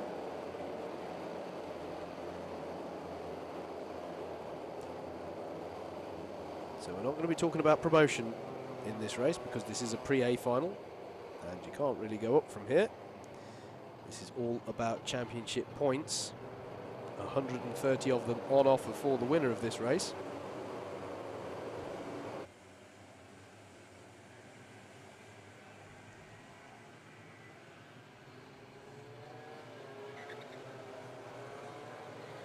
Drivers have to find their grid positions. Get ready for the rolling up start. And remember the look of the driver that you're meant to be behind. Make sure you're on the correct row. And I think we might be good for a start. Indeed we are. Eyes on the lights. They go green, the engine notes rise, and Michael Ballinger leads them away. It's a very strong start from the pole side of the grid. Stuart Jones is going to challenge Martin Gurnett, certainly through the first couple of corners, and I think he's got the job done. So it's Michael Ballinger leading Stuart Jones down towards the hairpin. They've all been clean through the first couple of corners. What about through the first major braking zone of the circuit?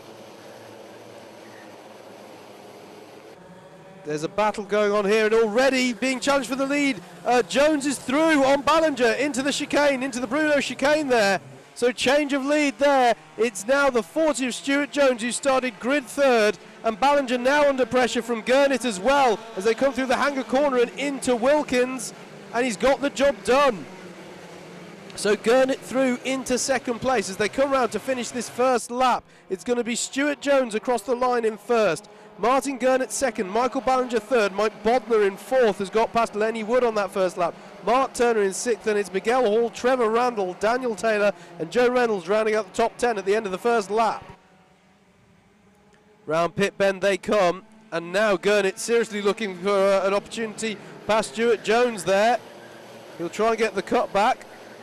Ballinger's ready to pick up the pieces though if this all goes wrong. Gurnett feels he's got a run on him. He does just jink out to driver's right, but it's not on there. It's still Stuart Jones leading them through at the moment.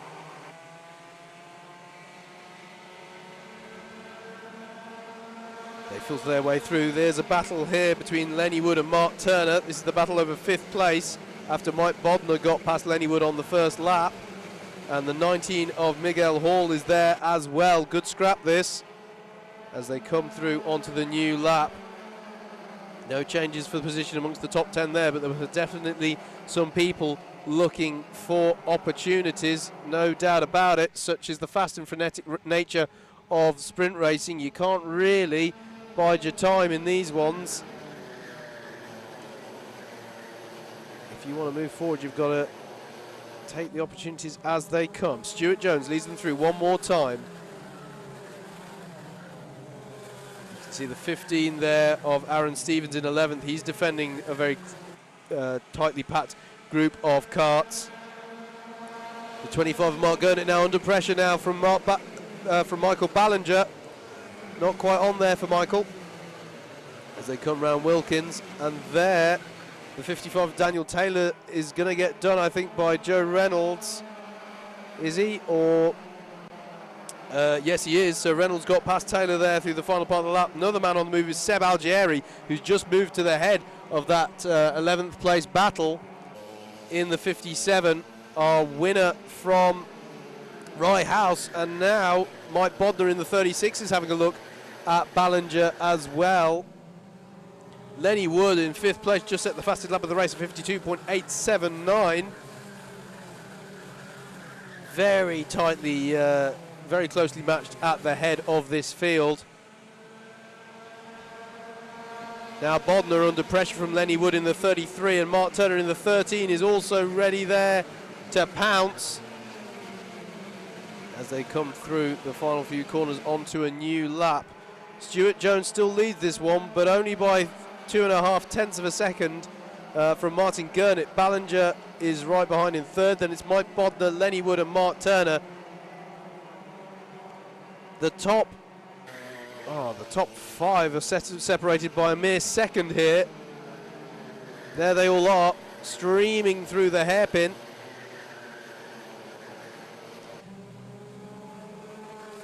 Nobody trying to go through at the Bruno chicane, and onto the back straight, onto the hanger straight comes Stuart Jones, who really had an electric start, got himself to the head of the field. He hasn't pulled away yet. This is a battle between the 11 of Steve Bosley and the 55 of Daniel Taylor, and Seb Algieri is with them as well. Onto the new lap. It's as you were amongst the top 10. But Martin Gurnett just closed the gap by a few thousandths on that lap. Will he have an opportunity on into the hairpin? Stuart Jones feels the need just to stay to driver's right a little longer than normal, perhaps in defence there, heading towards the hairpin. Onto the back straight they go. Jones, Gurnett, Ballinger, Bodner, Wood.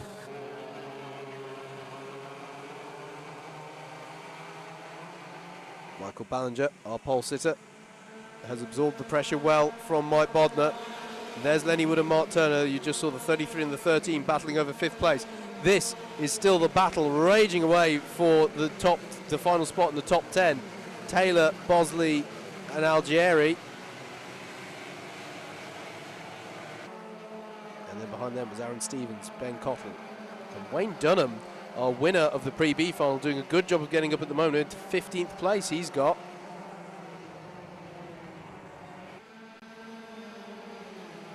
Here we are back with our leaders, and attempt there from Bodner on Ballinger. They're side by side coming out of the hairpin. They'll be heading towards the Bruno chicane. Ballinger's managed to come back though at him, so holds on for now, but that was a very, very strong attack there from Mike Bodner for third place. Ballinger has a look over his shoulder, but Bodner's trying around the outside. He's going to try and cut to the inside into Wilkins, but it's not on there. Lenny Wood and Mark Turner still right with them here. And across the line, it's so close at the moment. The top 6 separated by just 1.3 seconds. You can just feel this one's brewing up to a climactic end here. But it's still Stuart Jones into the hairpin. And this time Ballinger is up the inside of Bodner.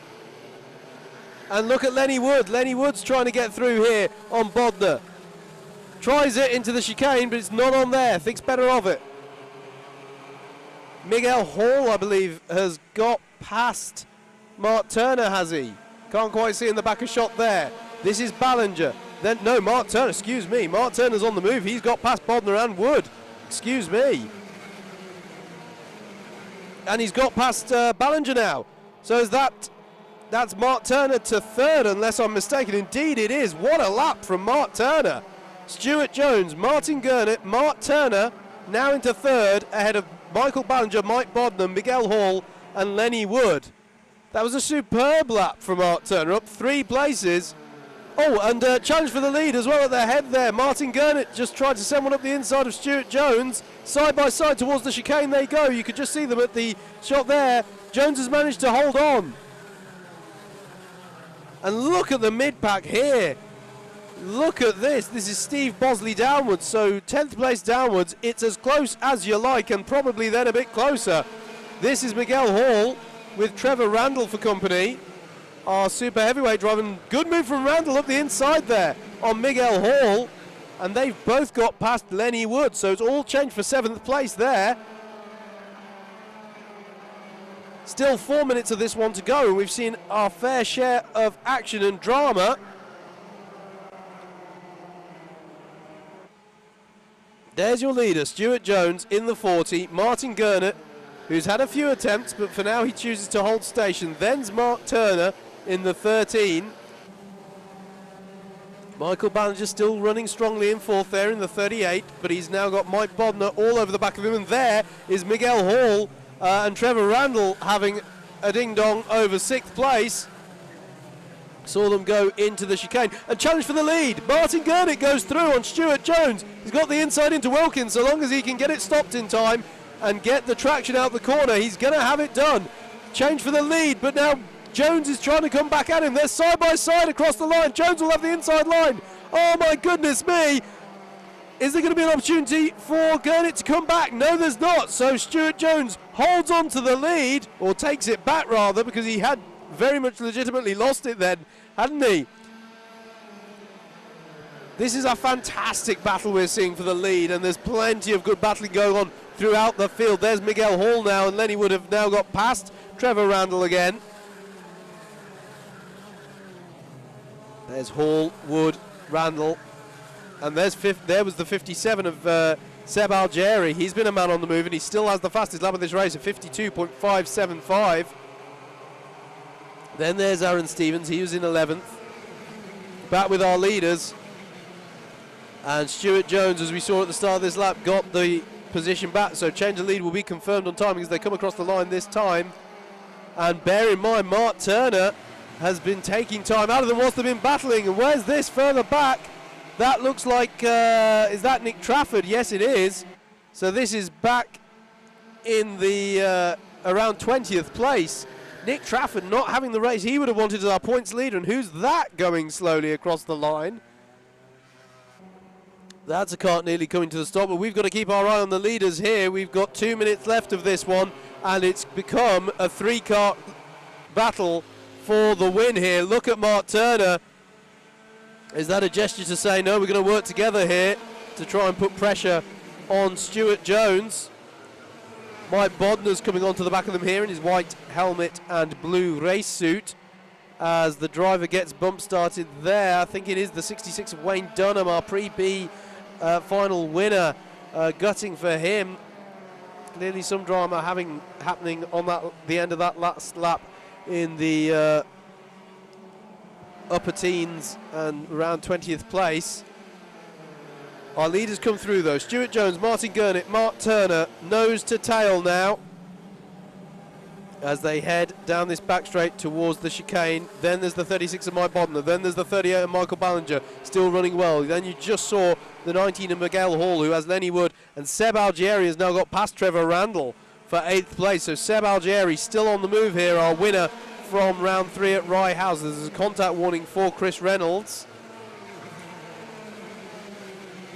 perhaps related to the dramas we saw around about Nick Trafford and Wayne Dunham's part of the field. Last lap then, last lap, last chance here for one of these drivers to deny Stuart Jones the win. He leads them through pit bend. He looks over his shoulder, he's going to go defensive here. Stuart Jones will try and get the cut back, one would imagine, out of this corner and try and use the overspeed to get by into the chicane. He's definitely gone to driver's right, but I don't think he's got the drive to give it a go. Stuart Jones still leads them into the Bruno chicane. Through they go, onto the back stretch. The opportunities are running out here for Martin Gurnett. Jones continues to be defensive here.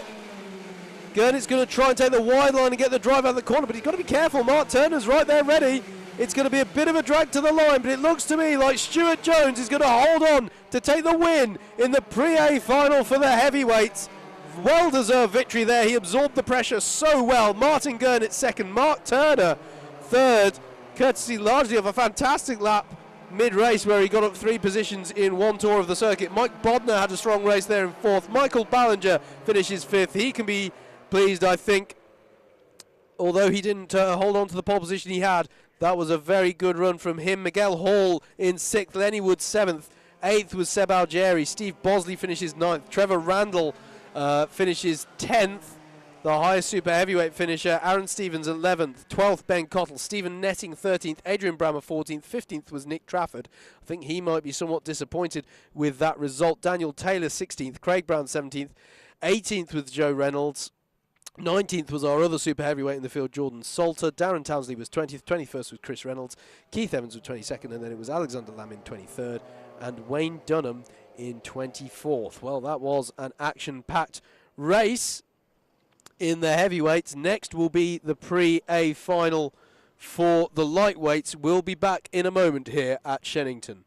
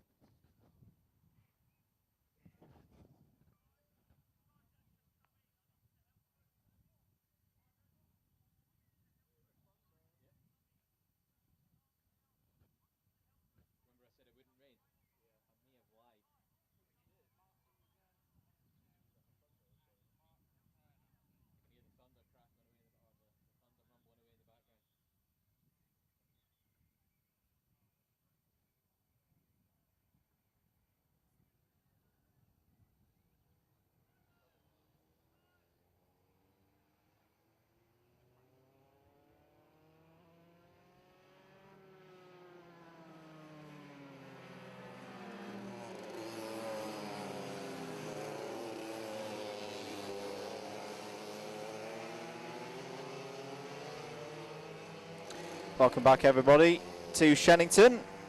Just a bit of housekeeping. We will have to reset the Facebook stream after this race for Facebooky reasons. But don't worry, we're not going away, and the stream will be in the same location as it was before, on the Club 100 Facebook page. Just get that out of the way before we start this lightweight Pre-A final. Also, I've just had a little wander across to the cafe. Thank you to the 2 wonderful ladies at the cafe, keeping the whole paddock fed and watered throughout the weekend. I think it's starting to rain. There were a couple of spots of rain that are felt on the way back. It's nowhere near heavy enough to actually affect the racing. It really is little spits and spots, but there may be something coming in. We'll keep an eye on that, but for now, well, this race will be dry, so no need to worry about that. Drivers out for practice for this Pre-A final at the moment. The grid for this one, so this was determined across 2 qualifying groups earlier this afternoon. Mike Noon, championship leader, will start from the front of the grid. Chris Woodyer alongside him on the front row. Rob Langthorpe, really good performance by Rob. He will start on row 2 alongside a newcomer, or at least a newcomer to me. Lloyd McGoich Williams starts 4th on the grid. Row 3, Billy Robson in the 35 will start alongside Andrew Green. Good qualifying from Andrew Green. That's his highest in quite a while. Row 4 will be Oscar Lancaster in the 37 and Ben Atkinson. So another top 10 qualifying in a Pre-A final for Ben. Great qualifying. This was at one time it didn't look like he was even going to get in the top 20, but a great gutsy last lap means Jed Hicks starts from 9th on the grid in this one. Alongside him, another driver who had to battle his way into this Pre-A final, Joshua Sargent. Hussein Rashid, you're right, Howard, that is rain. Rain is starting to fall here at Shenington. Hussein Rashid starts 11th, Craig Rankin 12th. Freddie Fincham's down in 13th. Dominic Green will start 14th. 15th for Matt Jones and 16th for James Venning. Andrew Ward will start from 17th. Now, the interesting thing for Andrew is if it does start raining, he drove in the wet yesterday, so that might play into his hands. Oh, it's definitely raining now. I've just had a proper look out the window. To finish the grid, 18th, Loic Ditchburn, 19th, Tom McKenzie, 20th, Daljit Bahia, another late entry in terms of qualifying, getting through, and then your 4 drivers from the B final, Oliver Rowlands, John Gooch, Adam Weldon, and Darryl Snelling. Howard, you are back with me. I am, mate. Yeah, that's rain. That's rain we're seeing. You were going to give me a bit of a break this race, but it's now raining outside, and A, I don't want to stand in the rain, and B, that's about to make it really interesting. It is indeed. Yeah, this is proper spots of rain now. I'm going to get the radar up just so I can see what's properly going to come in. Don't worry, not missing anything at the moment. This is just practice. There's the checker flag. All drivers are now locked in, and the slippery surface flag is out. It's one of my favourite flags. It's a lovely flag, isn't it? Oh, it's just disappeared just before I had a chance to take a picture of it. The yellow and red striped flag. Now, for those of you who don't know, we had to relocate commentary from the clubhouse to a van, which is the production van. And the trouble now is that Chris Simpson, who's been doing a fantastic job calling out the camera shots and coordinating the camera team, we're now sat where he was supposed to come for salvation if it started to rain. This is proper rain now. This the is cameras proper rain. Don't show it, but this is proper rain coming down now, yep. Right at the start of this Absolutely. Pre-A final. This is a disaster for anyone who has not driven in the wet before, especially those who weren't here yesterday. And the key accident black spots yesterday in the rain, or the one that stands out for me, was Wilkins. Because absolutely. You've got that turning in whilst it's tightening up your braking. Judging the braking in the wet was much harder. So this is going to be interesting, folks. This is what you know what? This is just what we thought could happen. That if there was cells of thunderstorms popping up, I'm just having a look at the radar now. There are some big blotches of red, shall I say, popping up around the Warwickshire, Oxfordshire area, and it literally is popping up out of nowhere. Absolutely anything. Don't go anywhere. Absolutely anything could happen in this race because the weather is coming in on us. This is what we suspected. It's a little bit later than forecast. We thought we were going to get it at 2 o'clock. And nobody's wearing a rain suit. Nobody's wearing a rain suit. Also, shout out to anyone in the grandstand who thought they could make it through the day in the summer wear and they've just been caught out. Fair play to you. I can see several people just standing in the stand and just going, you know what? I can take it. In fact, do you know what? I'm looking outside. This is exactly what it did at about 7 o'clock last night as I was driving back home. The sun is still sunny. It's still a normal sunny day, but there's definitely precipitation coming out of that there sky. It's perfect rainbow weather. Oh, it's perfect. But I'm not sure the rainbow drivers weather. will care. No, they'll not be concentrating on that. So, well, this is going to be drama, real drama here in the pre-final. The other thing is, since they've been forming up, it's got heavier. They've had no practice. They've got no idea what level of grip they're going to have down into the Stratford hairpin. This it's still could be getting absolute havoc. Yeah, and it's still getting worse as they're rolling up. So it's just, in fact, if anything, it's getting heavier. Yeah, it's definitely getting heavier now. Apparently, Jed Hicks loves the rain, so this that's could be good. good for him. That's good. Starting from row 4, was it row 5? He's right in that region. He's in a good spot. It's always nice to be up in the top 10 in a race like this. Oh, this is nervy now. This is one of those times where I'm glad I don't do lightweight sprints anymore. But this, and yeah, all the drivers wiping their visors. Into the unknown.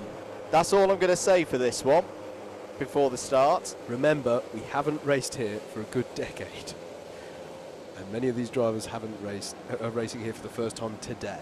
Here we go then. This could be one of the most dramatic races of the year. The pre-A final in the lightweights for round 4 of Club 100 2018 is good. It's a good start from Mike Noon into Cafe Corner. They go for the first time. Are they all going to make it round? Oh, just about. It's slippery and slidey. There's a load of drivers out wide. No, they haven't all made it. No, they haven't, have they? Now, Mike Noon's got a good lead. Chris Woodger has got away in second place. There's drivers running wide out of pit bend. Mike Noon's gone deep. Are they all going to make it through the hairpin? Look at Andrew Ward coming through. He's coming through. This is just what I thought might happen. He drove in the wet yesterday. There's a penalty already for Dominic Green. Not going to say anything about that. ABC takeout. ABC takeout. Oh, it's James Fenning's gone. James Fenning's gone at the chicane, and it's absolute chaos down at the chicane. The number 4's cut over the circuit. Oliver Rowlands is off as well as they head into Wilkins for the first time. And this was the bit we said. Adam Wilkins had an absolutely flying start from the back of the grid. Look how wet it is down at Wilkins. There's proper rooster tails coming off the back of the carts now, but Mike Noon leads. Ben Atkinson from 8th to 3rd. What a first lap from Atkinson. And he's going for second place now, past Oliver Rowlands. Jed Hicks up 5 places on that first lap. Dom Green up 9 places. Hussein But we know he's Rashid got a penalty. Yep, Hussein Rashid up 5. Look at Andrew Ward up 8 places into the top 10 already. John Gooch up 11 places. There's some real movers and shakers in this one. Lloyd McGeoch-Williams, who was fastest in our test session this morning, down 9. Right, drivers who've had an incident of some description on the first lap. Oliver Rowlands, James Venning, Billy Robson and Tom McKenzie have all definitely had issues. Dominic Green on the curb. He's going for a bit of a skate. That might be a penalty. It might be and kart he's damage. lost the position to Hussein Rashid. Hussein Rashid, who was sensational in qualifying. Look at Andrew Ward. He's coming through. He's now having a look at Andrew Green and just being sensible here because he knows these conditions from yesterday. Mike Noon leads. Indeed. It's getting worse, Andrew. It's now chucking it. It is tipping it down. Mike Noon leads, Chris Wood just second. He's got second back from Ben Atkinson. A curb warning for Dominic Green. You might even be able to hear the rain. Oh, there's a massive moment there for Chris Woodger as he comes through Pitts Bend. You might even be able to hear now the rain beating down on the commentary van roof. There's a lot of drivers running deep there. That was Andrew Green running deep. This is, oh my goodness me. But this is the thing, you can see on the screen, it's still very, very sunny, but it's absolutely tipping it down here at Shenington. We had a comment that Jed Hicks, on Facebook, that Jed Hicks was good in the wet. He sure is. He's setting really impressive pace at the moment, up to 5th place in the 51. But my goodness, Andrew, and here we're talking about at Wilkins. This is where it's really difficult to get the braking right in these conditions. I reckon now we've gone beyond what we had yesterday in terms of moisture on the track. There's standing water out there. I don't think we had that at all yesterday, so everybody's in the unknown now. And none of them have got a rain suit. None of them have got a rain suit. So They've got to do them. another race after this. Goodness me. Mike Noon then leads, Chris Woodger second, Ben Atkinson third, Rob Langthorpe is fourth, Jed Hicks fifth, Hussein Rashid. Change for the lead. Change for the lead. Woodger goes to the inside of Mike Noon through the Stratford hairpin. Now, was he able to hold on to it? This is chaos here at Shenington. 8 minutes to go in this Pre-A final. You'll forgive us, we're slightly concerned about some of the kit here in the commentary box. But it is now Woodger who leads. Yep, Woodger leads. That'll be confirmed on timing as we come over start-finish. Mike Noon second, now being challenged by Ben Atkinson for third. Rob Langthorpe is still there in fourth place. Jed Hicks continuing to like these conditions. He's up to fifth place. Oh, and who's that off? That's the number 4. That is the number 4 of Daljit Bahia. So he's going to have to wait for a while to get going again. Here come the leaders down towards us here at the chicane. Chris Woodger leads. And Ben Atkinson goes for second place and takes second place. So Ben Atkinson takes second place through the chicane. The rest of them filing through. Andrew Green has lost out to Andrew Ward, so he continues his good drive through the field in these conditions. They've just gone past the stranded Kart of Bahia. Freddie Fincham's now having a go at Andrew Green. There's your leader, Chris Woodger. Ben Atkinson second, and up to third is now Rob Langthorpe. Past Mike.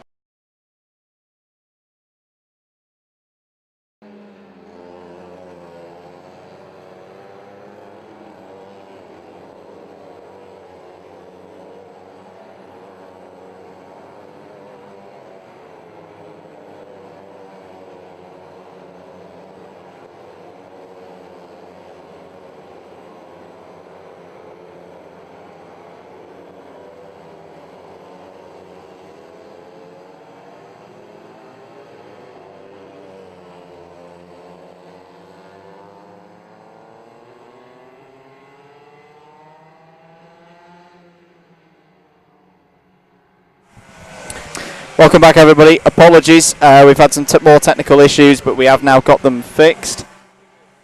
Oh, big old thunder, that's what happened. We are on to the last lap of the lightweight Pre-A final. Now, thankfully, you've not missed too much. There's not the level of chaos has receded, but Chris Woodger is still leading and looking like he's going to take victory here at Shenington. Rob Langthorpe still second, Ben Atkinson third, Mike Noon fourth. Jed Hicks then has Hussein Rashid, Dom Green, Freddie Fincham, Andrew Ward and Oscar Lancaster. That's been your top 10 for a while. As we say, we are on to the last lap now. The rain has stopped. Yep, but it's done its work. You can see the conditions for yourself, and all of these drivers went through this race. As we said before we had our technical gremlins, they've all not got a rain suit on. No, they haven't, but here comes Chris Woodger. This has got to be one of his best wins in Club 100. Round the final corner, Chris Woodger wins the Pre-A final in the lightweights in fantastic fashion. Rob Langthorpe takes second, Ben Atkinson takes third, Mike Noon is fourth, Jed Hicks is fifth, a fantastic drive from him. Hussein Rashid sixth, Dom Green seventh, but he has a penalty. Freddie Fincham eighth, and Andrew Ward finishes in the end ninth. Using his experience yesterday really well. I think he might be the biggest mover. 10th place for Oscar Lancaster, 11th for James Venning, 12th for Matt Jones, 13th in the end for Andrew Green, who started to fall down later on, 14th for Adam Wielden, really good drive from Adam, 15th for Craig Rankin, 16th for John Gooch, 17th for Lloyd McGoich Williams, 18th for Loic Ditchburn, 19th Joshua Sargent, 20th Darryl Snelling, 21st Oliver Rowlands. We're now into the drivers who had an issue on lap 1 as the rain really teamed down. 22nd for Billy Robson, 23rd for Tom McKenzie, and 24th for Daljit Bahia. Well, it's regrettable that we couldn't bring you the full running of that one. However, it's still worth saying that we have 3 more races well, we have 4 more races to run, Andrew, but 3 of which have people who have still not driven this track in the wet. Yes. So stay tuned, because if it wasn't interesting enough for you already today, it just got more interesting. We are going to go now into our finals, the ones that ultimately will determine the podium in the 2 classes for today's running. In some ways, maybe it was best that we had some technical gremlins, because we had to scarper and move a lot of the stuff into the van. The commentary van, which is where we are stationed for today. We are getting ready for the B final in the heavyweights.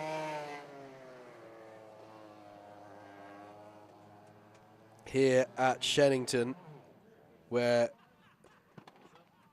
I can still say it's beautifully sunny, because it is. It's just absolutely bucketed it down as well. So this will be the final race of the day for some of our drivers, but there are still 2 promotion spots available for the heavyweight A final. Thank you for joining us on your Alpha Live production live stream, with commentary provided by Double Dash Motorsport Media. A tester just crashed. A kart tester just crashed. That's how tough the conditions are. The kart testers have just crashed. But yes, the live stream, thank you for joining us very much.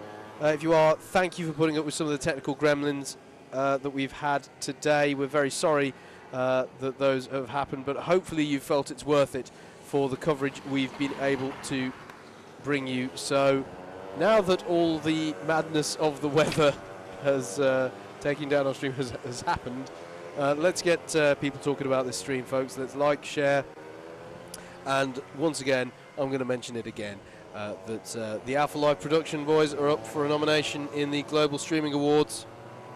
So head over to www.streamingawards.com and give /vote and give a vote to the Alpha Live production team for the work that they did for the British Universities Karting Championship. If you're familiar with the work that Alpha Live, and indeed Andrew and myself as Double Dash Motorsport Media did for that, have done for the championship this season, and if you aren't familiar with it, why not? You can still go back and enjoy it. So that's something to bear in mind. So I am going to talk you through the grid for this one, because they'll go straight into rolling up for this one. So Ben Bennyworth is going to start this one on pole, with Stuart German alongside him on the front row of the grid. Those are in the number 2 and 9 karts respectively. On row 2 it will be the 65 of Paul Williams and the 14 of Paul Goddard. That's an all super heavyweight subclass second row. Row 3 will have the 75 of Kieran Chidsey and the number 3 of Chris Skivier alongside him. The number 23 of David Sterling will start 7th, with the number 5 of Jonathan McLeod. In 8th on the 5th row of the grid, in 9th spot, the 37 of Philip Jarman, and then the 16 of Ben Johnson. In 11th place, the 52 of Rhys Collins, and then the 34 of Peter Gillett starts from 12th. 13th on the grid will be the 69 of Martin Reynolds, and then it will be the 21 of Ian Zumpel in 14th. 15th place will be the 63 of Niba Opavar, and then it will be the 27 of Jaden Cadigan starting 16th. 17th on the grid will be the 32 of Richard Burrows, and then the 7 of Chris James will start 18th, and rounding out the 20 kart grid, the number 12 of Andrew Clark, who will be looking to make amends on what was a disappointing pre-B final for him, and the 48 of Jeremy Deeks. That is your grid then for the heavyweight Sprint B final for round 4 of the 2018 Club 100 Sprint Championships. So the conditions significantly worse than when these drivers were last out on track, and they haven't really had any warm-up time to get used to this. Bear in mind as well, we've just seen an A race for the lightweights in the wet conditions. This is a B race where arguably some of the drivers will be slightly less experienced. So this may be an interesting one. Are we good for a start? Looks like we are. The pace car will pull to one side. Ben Bennyworth will lead them away, and we're away here for the Sprint B final. And Ben Bennyworth has managed to hold on to it, but he's being challenged by Paul Williams through the first two corners. And Kieran Chidsley's right with them. Are they all going to be able to navigate? Chigsey goes very wide there through pit bend, but manages to hold on to it as they head into the first braking zone of the circuit. Is everybody going to get it stopped? Someone trying up the inside there. That looked like Jonathan McLeod, perhaps, going up the inside there. Managed to hold on to it so far. Oh no, there's a bit of drama there at the back. We'll look to see who that was. Couldn't quite make it out on my screen, but it's still Ben Bennyworth who will lead them through. This is Philip Charman in the 37, and then there's the 16 of Ben Johnson. So they've all successfully made it through as they come round to complete the first lap of this one then. Oh, and no, Paul Williams is, no, sorry, Kieran Chigsey has got past Paul Williams there. As timing is not updating in the box, but it is definitely Ben Bennyworth still at the head of this field. And Chigsey, actually, Williams coming back at him into the hairpin, side by side for second place. He's got him. He's got it done, but will he get the drive off the corner? No, he won't. Kieran Chigsey gets back to second place. Good battle this. Into the hairpin they go, into the chicane they go side by side in the greasy conditions. Paul Williams holds on to it, but Chigsey is going to get a good drive on. There's a little love tap on the back there.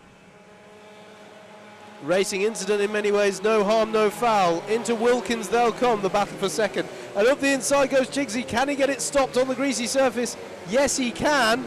Kieran Chigsey up to second place after a lap-long battle.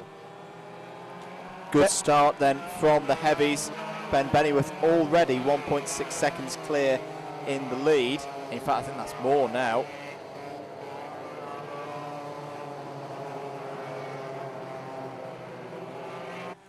And a challenge there then for second place as Williams, nearly runs out on that rough tarmac there.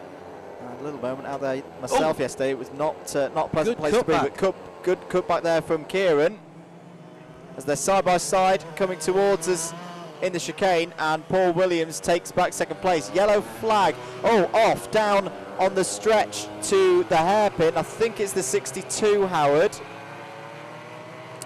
Which? And you're going to tell me there isn't a 62. No. Of course there's a 63, could be Nima Opavar. I think it is. Yeah, I think it's Nima Opavar has had a spin coming out of Pitts Bend on driver's left. Ben Bennyworth still leads then. Yep. As Paul Williams still second. We have timing back, so I can tell you I think it was Martin Reynolds who we saw stationary on the first lap at the hairpin. And possibly also Jeremy Deeks. It's the 52, sorry, not the 62. That makes it Reese Collins. So it's Reese Collins who had the spin coming out of Pitts Bend. Oh, who's that running a little bit wide? That's the tester Kart. That's Mr. Joey Richardson. Yes. Styling and profiling fifth corner. Already, Andrew, the sun out, and one can think about, it won't form for a while yet, but a dry line will begin to form here. Hello, Darry. Darry Sims, last year's lightweight champion. He was here yesterday in the Endurances with his racecraft team. Did very well, took another victory. Shenny is awesome in the wet. I agree, Darry, which says a lot because normally I hate the wet. Fastest lap of the race last time round, Paul Williams, a 1:03.286. We're looking at the battle here over 8th place, David Sterling leading Nima Opavar. Oh no, no, he's not. Nima's through. And Ben Johnson behind David Sterling as well. Here is your second place driver, Paul Williams, in the 65, the highest place of the super heavies within this race. Whoever finishes the highest out of the super heavies in this race unless the top two finishers are super heavies, in which case they'll go on to battle it out in the A final. Whoever finishes the highest in the super heavies within this will make it onto the podium of super heavies. They'll be the third highest placed super heavy of the day. We've got 2 in the A final as well. Ben Bunnyworth has responded to the lap time of Paul Williams. A 1:03.187 means he still leads this comfortably by 2.5 seconds. Ben Johnson in the 16 still pressuring David Sterling here over 9th place as they head on to the Hanger Straight. You can see how sunny it is now. You wouldn't have thought that we had the weather that we did but 20 minutes ago, but it's almost clay pigeon-esque in it, the way it has a microclimate here. And up the inside at Wilkins goes Ben Johnson. Nicely done, cleanly done, and he's through to 9th place as they come on to a new lap. So Ben Bunnyworth leads by 2 seconds, and that has gone down because Paul Williams took half a second out of him last time through. And you know why that might be? It's because traffic is coming into play here. Leaders going through the chicane now, and I can see that they've got traffic to cope with as we're looking at the battles further down the field. Chris James and John McLeod battling it out. This is, they're battling out over 11th place, and we're looking there. Here's further down the field as well into the teens. Now there's the number 3, and he has, that's Chris Skivia, and he has a rain suit on. Well done, that man. Well done, managed indeed. to get into one in time.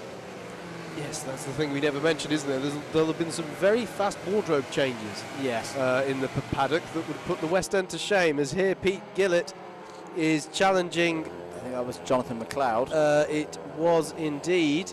We're looking now at our leader, though. Here's Ben Bunnyworth. He's also managed to get into a rain suit in time. Kieran Chidsky has just done the fastest lap of the race as well, a 1:02.513. Lap times are coming down. Yeah, and here he is on the tail of Paul Williams. So now it's not just how well can you drive in the wet, it's how well can you feel the grip as it's coming to you, as the sun starts to dry out the circuit.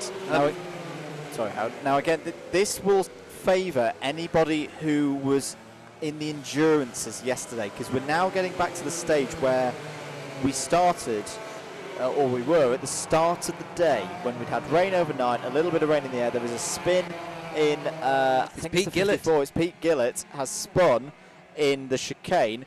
This is where we were at the start of the day, where little bits of light rain. We were just outside the 60-second bracket for lap times, but it was the track dried up especially quick. I mean, you can see it. You can see the dry line already forming, and we said this yesterday, that the dry line forms very quickly here at Shenington, and it's all about, can you turn it on and get the pace up in what is the remaining 4 minutes of this race. There's Stuart Gurman. Indeed. He's doing having a little battle with Paul Goddard. Paul Goddard actually looking like he's going to go through, and yes, he has gone through. So Paul Goddard, great move there into the chicane, has passed Stuart Gurman for 4th place, but Stuart's fighting back. Yep. Good battle here between these two over 4th place. Yes, indeed, over 4th place. And up the inside goes Gurman. He's going to try it into Wilkins, and he's got him back. So they'll cross the line, and the time books of history will show that nothing changed. But that was a good little battle there. In fact, they're still going to be quite close. This is the battle over 2nd place. This is Paul Williams versus Kieran Chikti, which has been going on pretty much all race. They did have a bit of a gap between them in the mid-race, but now they're closed right back up again. So Chikti will take that wider, wet line, try and get the cut back. It's not quite on there. Ben Bunnyworth up the road dealing with traffic. They come into the chicane. The chicane, I do love this place in the wet, I agree with you, mate, but the chicane relative to the drive feels particularly clumsy in the wet. As you're going in, it's a difficult one to hook up. It does, but it's actually a really good opportunity to set up an overtake. The temptation is to go barreling in. Look at this, round the outside goes Kieran Chikti. Can he get it held on? Now this might be a good move. He's going to have the cut back. If he sets, he just can't get the drive out of the corner. That's a shame. But no, the chicane you can really set drivers up for, because what you want to do is just get all the speed off. Get all the speed off, hook it in on the left, and then that opens up the last little right as you head onto the hanger straight. It's something that I saw a lot of drivers doing yesterday. You sacrifice your entry speed into the chicane, where it's pretty hard to overtake in the dry anyway. As up the inside of the back marker goes Paul Williams, you're pretty safe to take a little bit less speed into the corner because it can gain you a lot on the exit. Yep. And then you set them up for Wilkins. Absolutely. Traffic coming into play in the battle over second has just meant that the hostilities cease briefly, but Kieran Chigsey now gets past the back marker and will be trying to get right onto the tail of Paul Williams again. Hello to David from the spectator stand. Give us a wave. Anyone on the spectator stand who can hear us? Which might be none of them. Which might be none. There's still a good crowd there on the. All the umbrellas have gone away now. They have. This is where we get to see how the internet's working. There we go. There we go. There's a slight delay there. Good Thank you very much. So Ben Bennyworth still leads in this one with 70 seconds to go. Several of them. Can they see us? Wind the window down. Give them a wave. Hello, everybody. Thank you. Right. Can you tell that delirium has set in here in the commentary van? We're in the last minute of this one. Ben Bennyworth has dealt with the conditions very well. Here he is, 3.7 seconds to the good here. He's not only dealt with the conditions, but also there's been quite a bit of traffic because obviously in the wet you tend to get a bit more field spread here in Club 100 racing. So he's done everything he needs to do. He'll come around the corner and this won't be the checkered flag this time. He'll go on to the last lap. As there's a track limit warning for Kieran Chigsey. This is the place you want to be looking at, folks. The 65 and the 75 in the battle over second place in the race. And let's not forget, Andrew, the last promotion spot into the A final. This matters to get into the A final. And I don't think we've seen any penalties for either Bennyworth or Williams as they come through Pitts Bend into the Stratford corner. And Paul Williams, I mean, we know he's a very experienced driver, and he's had to come through B finals before. The last time we did one of these broadcasts, he had to do the same in the B final at Bookmore Park. But can he hold on? Can he keep it on the dry line out of the chicane? Kieran's really got one more chance. It's going to be down into Wilkins. He's having a little look. Williams goes defensive on the inside. Chigsey goes for it down the inside. Oh, there's contact. There's lots of contact. There's going to be a drag race to the line, but I think Williams is going to get it. Paul Williams is going to hold on. Ben Bennyworth wins the race, and Paul Williams takes the last place in the A final. Kieran Chigsey gave it everything he could. He finishes third, and I reckon he'll be third on the super heavyweight podium. So that is consolation. No, there's two. There's two in the A final. Oh, he just misses out then. Paul Goddard will come across the line in fourth. In fact, he might have already done so. Yep, there he is across the line. Stuart Gurman will be in fifth. Good battle all race between those two, Andrew. Between Goddard and Gurman. In fact, no, Charman gets fifth right at the end ahead of Stuart Gurman. Niba Opavar was seventh. Chris James was eighth. Ben Johnson was ninth with Chris Skivier in 10th. David Sterling in 11th. Richard Burrows 12th.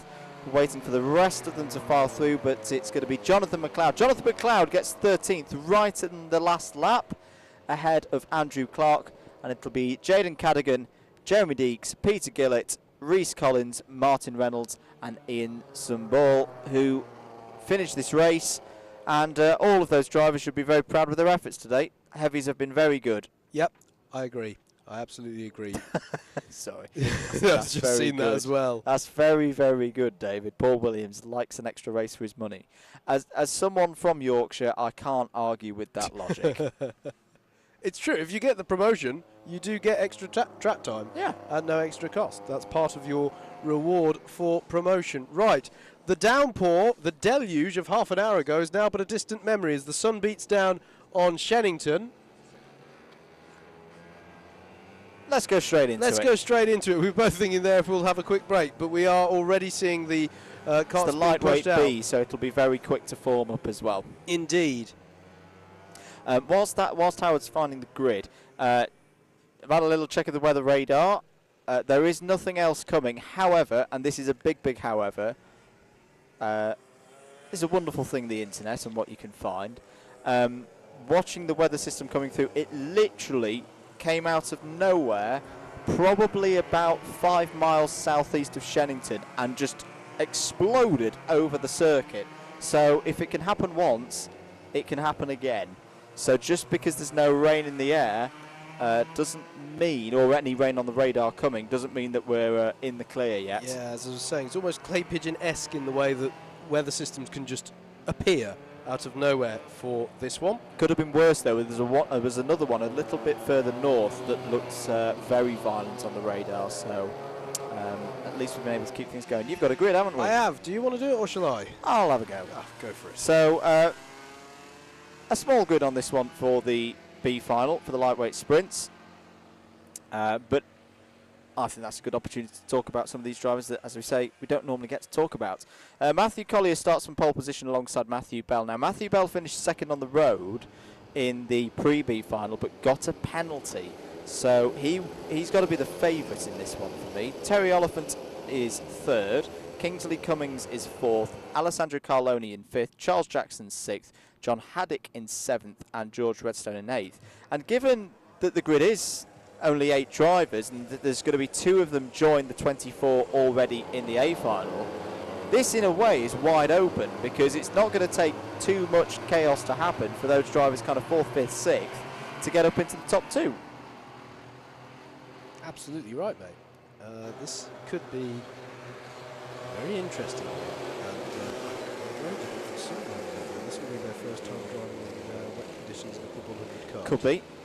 And it could be their first time driving up at the pointy end of a grid. So we'll see them come around. Alex Faultley pulls off. Away we go then for the start of the race. Good start from Matthew Collier. Into turn 1 they go for the first time. Terry Oliphant's up the inside of Matthew Bell. Can Matthew Bell hold on for second? Yes, he can.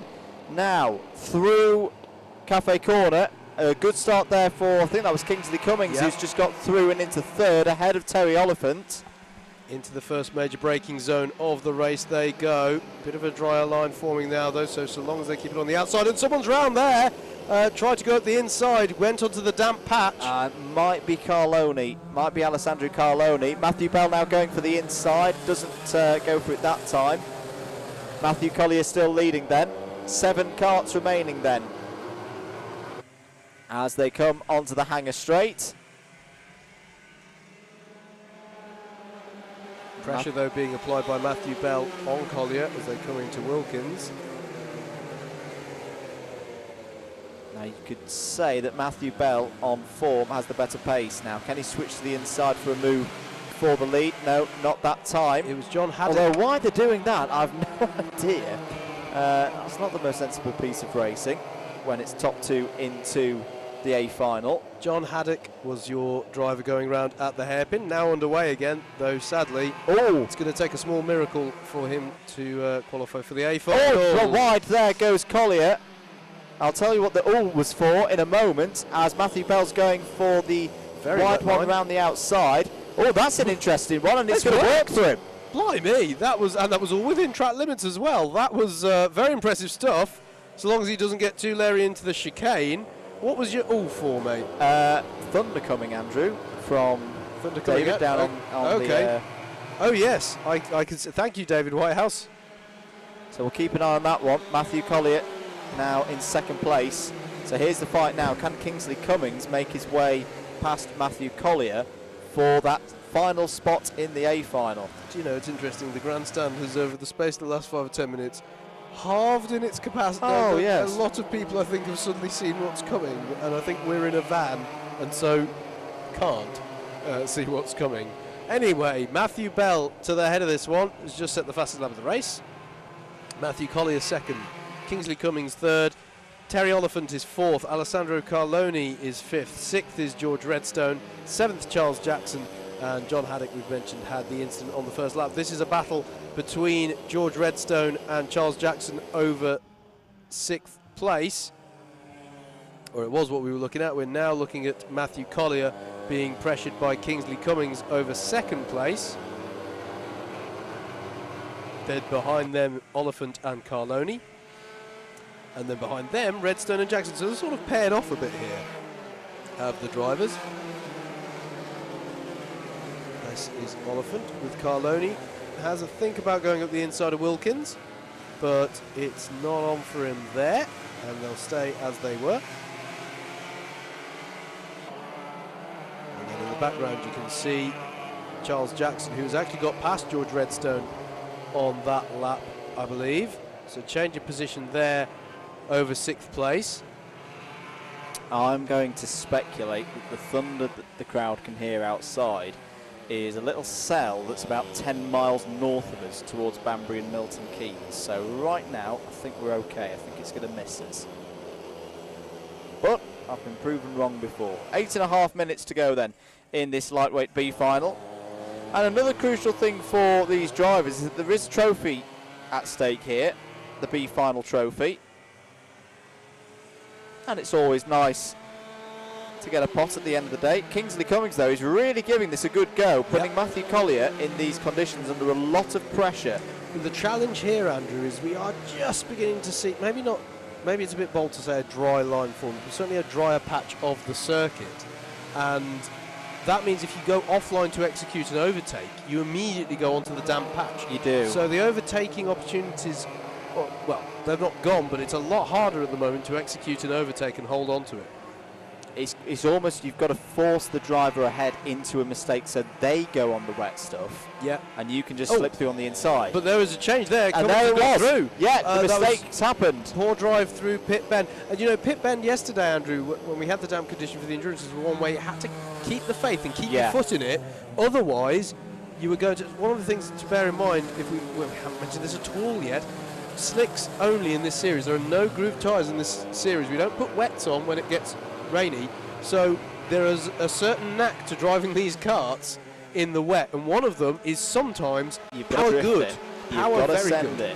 Yeah, you've got to be bold and trust that the kart will turn in when you apply the power.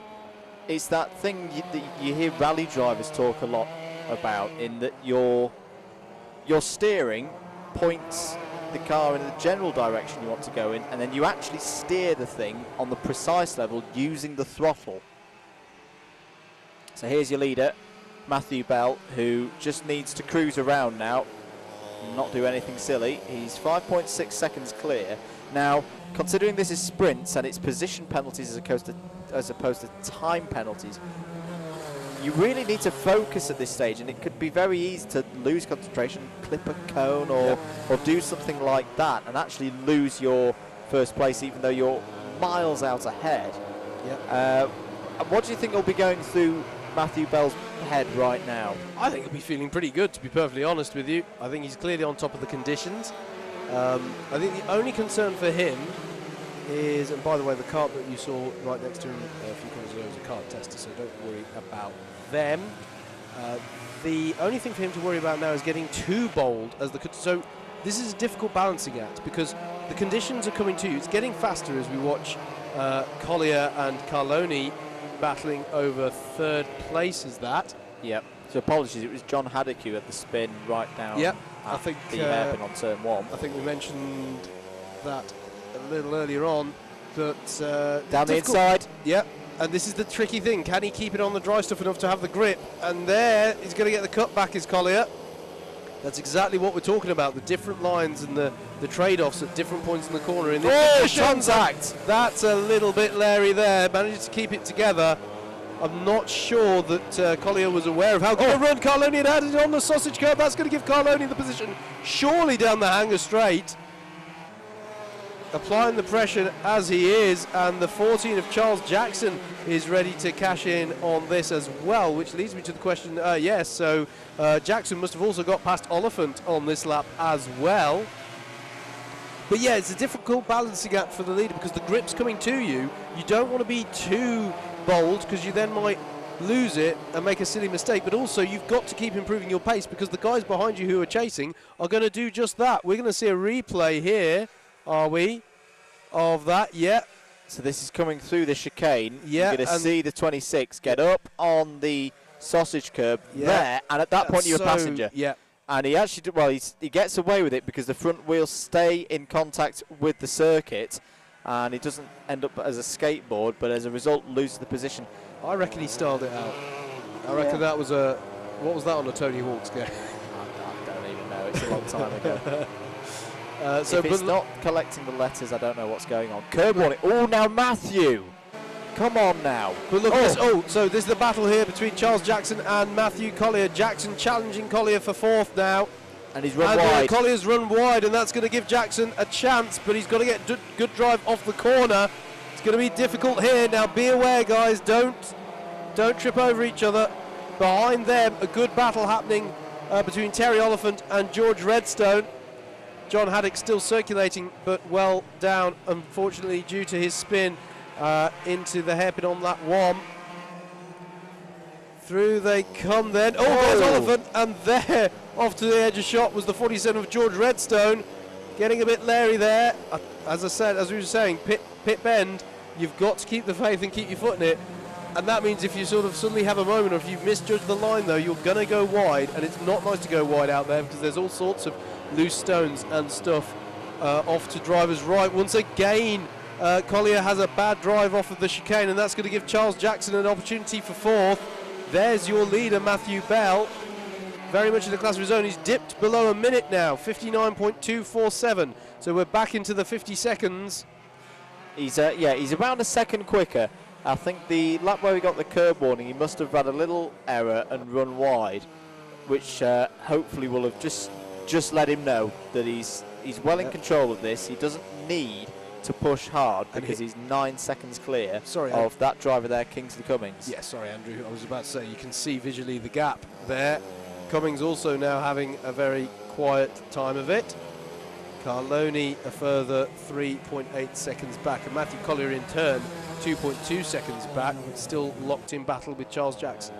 Howard, you drove in very similar conditions to this yesterday, where we start to see the track drying out. What was the key aspects around this Shenington circuit you felt whilst you had that 40-minute stint? Definitely one of the key things was knowing when to switch from wet line to dry line at the hairpin, because there was a point where it dried out and suddenly there were two schools of thought, and we've seen it to some extent in this race actually. We've seen the drivers trying different things through that hairpin, and that was definitely one of the keys. And yeah, being able to throw it into the chicane at full pelt as well, and really be confident throwing it in at the first apex and then get on the brakes, that was a difficult one to judge exactly when as well. We've had a question come in. Thank you. Keep the questions coming in on the Facebook comments. We've had a question from Richard McPherson. How come some have waterproofs on and others don't? Oh my goodness me, that was a slide. Purely driver choice, Richard. It's obviously the drivers preparing for this race will have probably started preparing as the pre-A final for the lightweights was out, just as the rain was properly tipping it down. So that's not the wrong decision at that point to go, do you know what, this rain might continue, I'll put the wetsuit on just in case. The other thing that people may talk about is weight. Well, actually, having a bit more weight on you in these conditions can actually help sometimes, can't it, Howard? I'm going to say yes, even though I'm not ever convinced it hasn't really helped me, but yes. No, absolutely. It counts less. And here we're looking at a really good battle between George Redstone and Charles Jackson, I believe. So I think Jackson has dropped off the back of Matthew Collier. Some moment for him, obviously.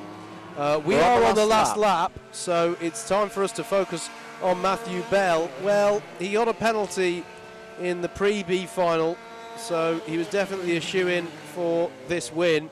But nevertheless, he's had to keep it on the island, hasn't he? Not been the easiest of conditions. Matthew Bell will round the final corner and take the win in the heavyweights B final. Lightweights B final, excuse me. Deary me, that was a faux pas, wasn't it? Oh, dearie me. He takes the win in the lightweights B final. Kingsley Cummings will come through to finish second, and then it will be Alessandro Carloni in third. And Andrew, I'm going to go and put a penny in the comms box naughty jar for that one as they come across the line. Matthew Collier finishes fourth. Charles Jackson will finish fifth. The question will be over George Redstone versus Terry Oliphant. My timing. What a time for the timing to freeze. So not there's James Haddock. John Haddock, sorry, coming over the line. Yeah. So I reckon that is it. That is the racing done for those 6 drivers from third down. There we go. George Redstone managed to get Charles Jackson on the last lap, so good drive there from George Redstone actually to finish 5th. Charles Jackson 6th, Terry Oliphant 7th, and John Haddock 8th. Good race. Well done to all the drivers for keeping it controlled in those conditions. We'll see Matthew Bell and Kingsley Cummings out again in the lightweight A final. We're going to take a short break here on comms and be back for the heavyweight A final for round 4, Club 100 2018 at Shenington very, very soon.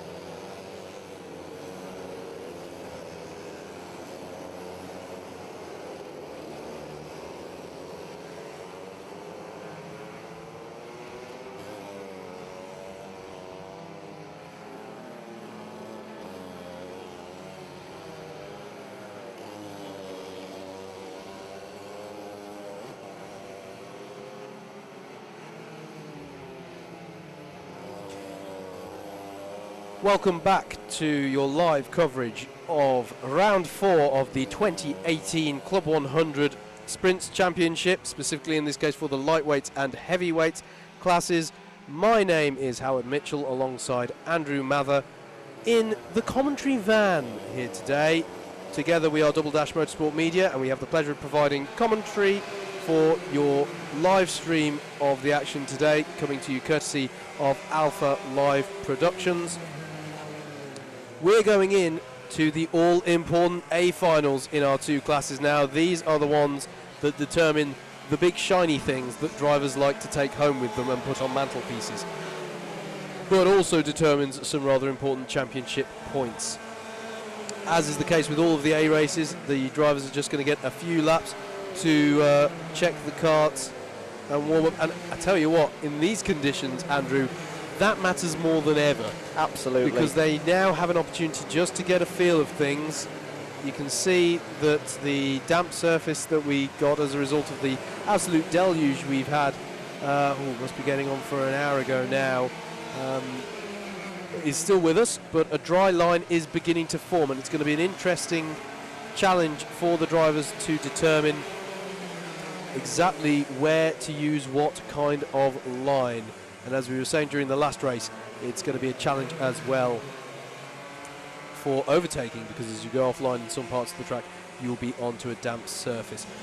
Just before I go through the grid for this one, another mention that if you like what you've seen today from Alpha Live Productions, they are up as a nominee for the Global Streaming Awards. So go to www.streamingawards.com/vote and give them a vote for the work that they did on the British Universities Karting Championship earlier this year.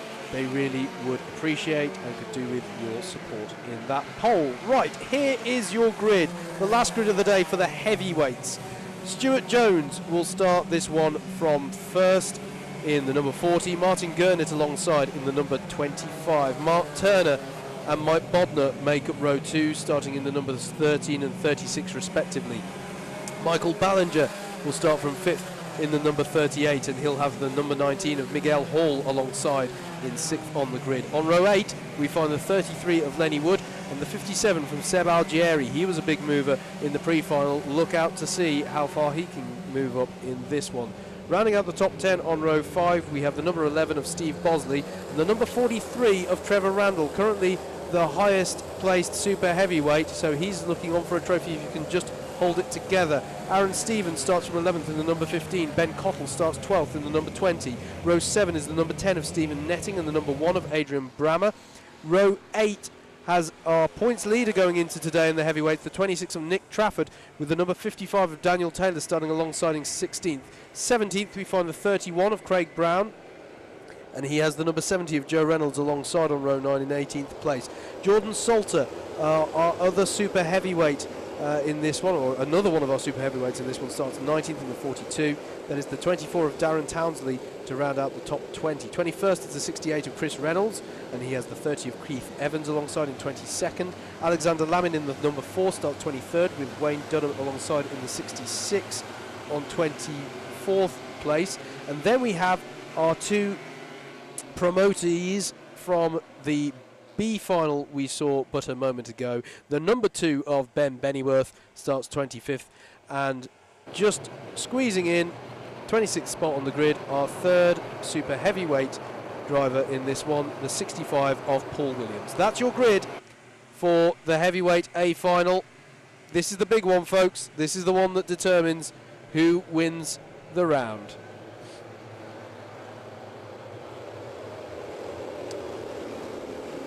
To keep your questions and comments coming in on the Facebook stream. And I watched this the pre-A final, Howard, from the middle of the infield, and it looked like a crack. It was a really good race. The top 5 were really close. Here we go then, lights out, engine notes rise, and Stuart Jones leads them away for the A final, and already Mark Turner puts immediate pressure on Martin Gurnett there, and he looks to have got the job done. Mark Turner was really on the move in the pre-final, and he's continued it almost immediately, and indeed Martin Gurnett's getting mugged by everyone behind as well. You can see the 38 of Michael Ballinger's had a cracking start, as has the I think it's Miguel Hall as well. As they work through the hairpin, they've all managed to navigate that, it seems, and they're already into the Bruno chicane. That's the 25 and the 20. So Ben Cottle, that's the driver who I noticed really had a good start there. He's moved up and he's already challenging the 25 of Martin Gurnett. Seb Algieri's there as well in the 57, and Trevor Randall as well going up the inside there into that one. And oh dear, drama at the back. 4 carts off. They try and keep it going. Some of them might just manage it. Stuart Jones crosses the line in the lead, but having dramas at the back, we'll call those in a moment. Stuart Jones, Michael Ballinger, what a lap he's had, up to 2nd place, up 3 places. Mark Turner, Martin Gurnett, Ben Cottle, Trevor Randall. Ben Cottle up 4 places. I thought he'd had a good one, and Randall as well up 2. Seb Algieri, Miguel Hall, Mike Bodner and Steve Bosley round out the top 10. Having dramas, Craig Brown, Jordan Salter, Joe Reynolds and Darren Townsley. I'm afraid to say they've all had a dramatic first lap in the bad sense of the phrase. Here then is the 20 of Ben Cottle putting pressure on Mark Turner. So that means Cottle must have already got past Martin Gurnett. Indeed he has. There's Gurnett behind them now.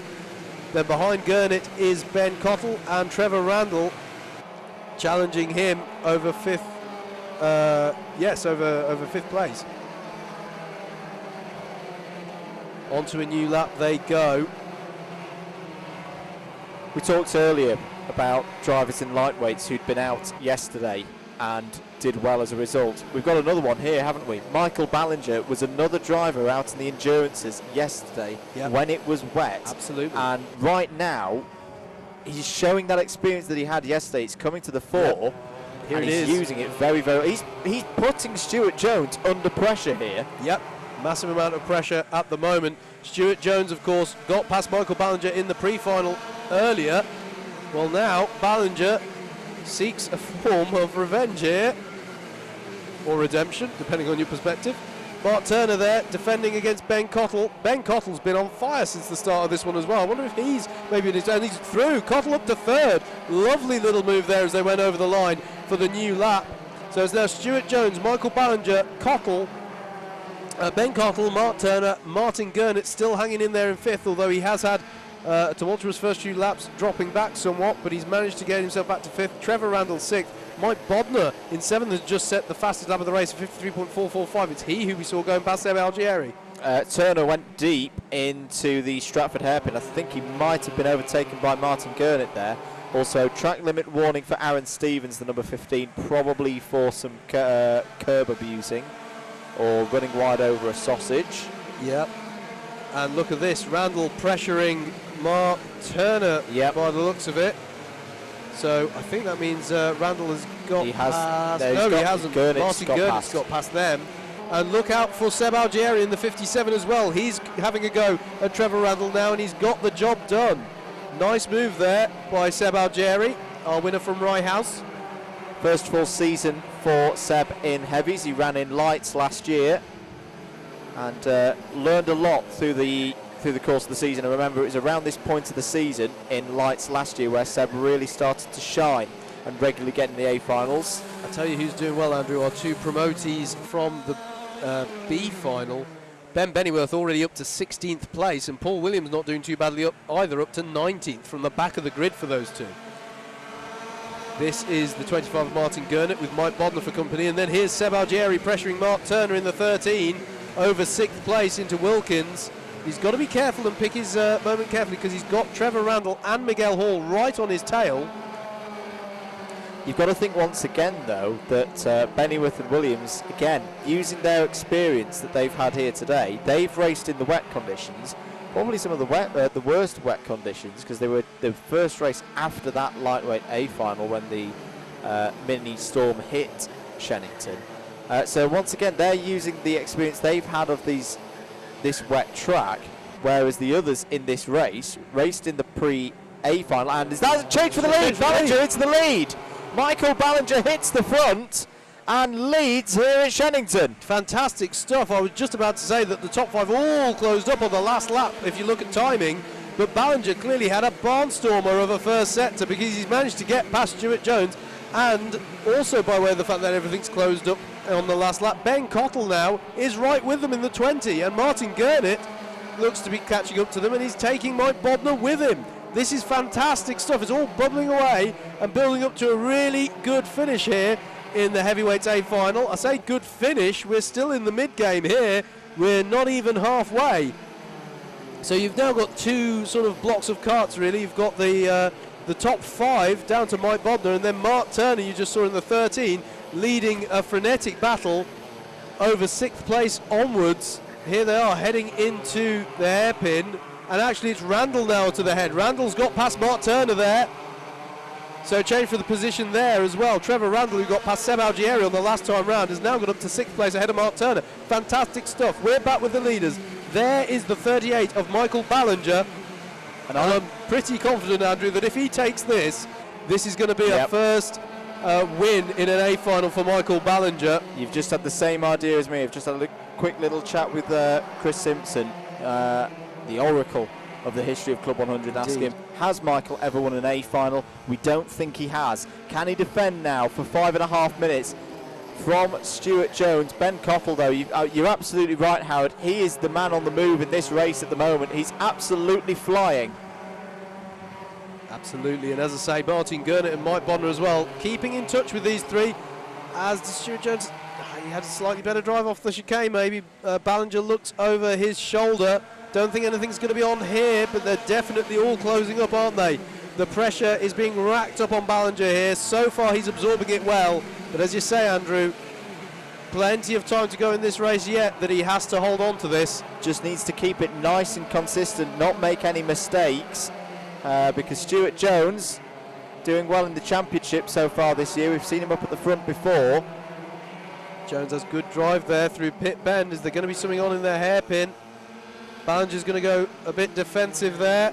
stays as you were. So it's still, as I was saying, about a lap ago. There's a top 5 battle, and then there's every man and his dog battling over 6th place, with Trevor Randall currently leading that battle in 6th, ahead of Mark Turner, Seb Algieri. Miguel Hall on the last time through got past Steve Bosley for 9th. So good battle happening there. Good speed though that Stuart Jones has. He's having a think about it into Wilkins on the Michael Ballinger, but it's not going to be on for him that time. It stays as you were. Ballinger still holds on to the lead here. As you say, Andrew, using all of the experience he's had throughout the weekend. Ballinger, a very committed driver. He does a lot of test sessions, practices, all that sort of thing. He really tries to get the track time to get as much experience as he can. We're back to dry lap times, Howard, because Mike Bodner has just set a 52.912, but still the offline it is a bit damp. Going back to Stuart Jones though, for me, right now he's got to think championship. I know there's the chance of a win there, but you look at the championship rivals. Nick Trafford currently down in the middle of the pack. Ben Bennyworth also down in the middle of the pack. Seb Algieri just in the top 10 at the moment. This is a huge opportunity for Stuart Jones to take a good chunk of points. He doesn't want to mess this up. Oh, it's 30.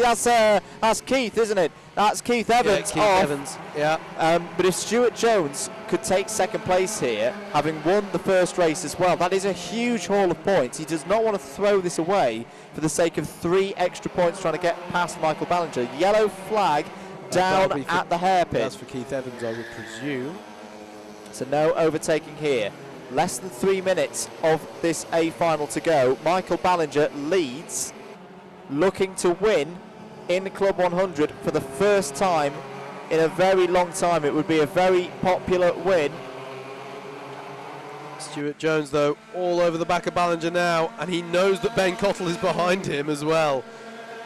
Is he going to have a look into Wilkins? He's the closest. Oh, there's 2 round at the hairpin towards the back of the field. So yellow's there.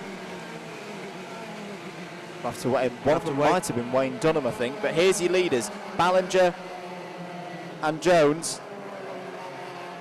I mean, I'm looking at the championship standings.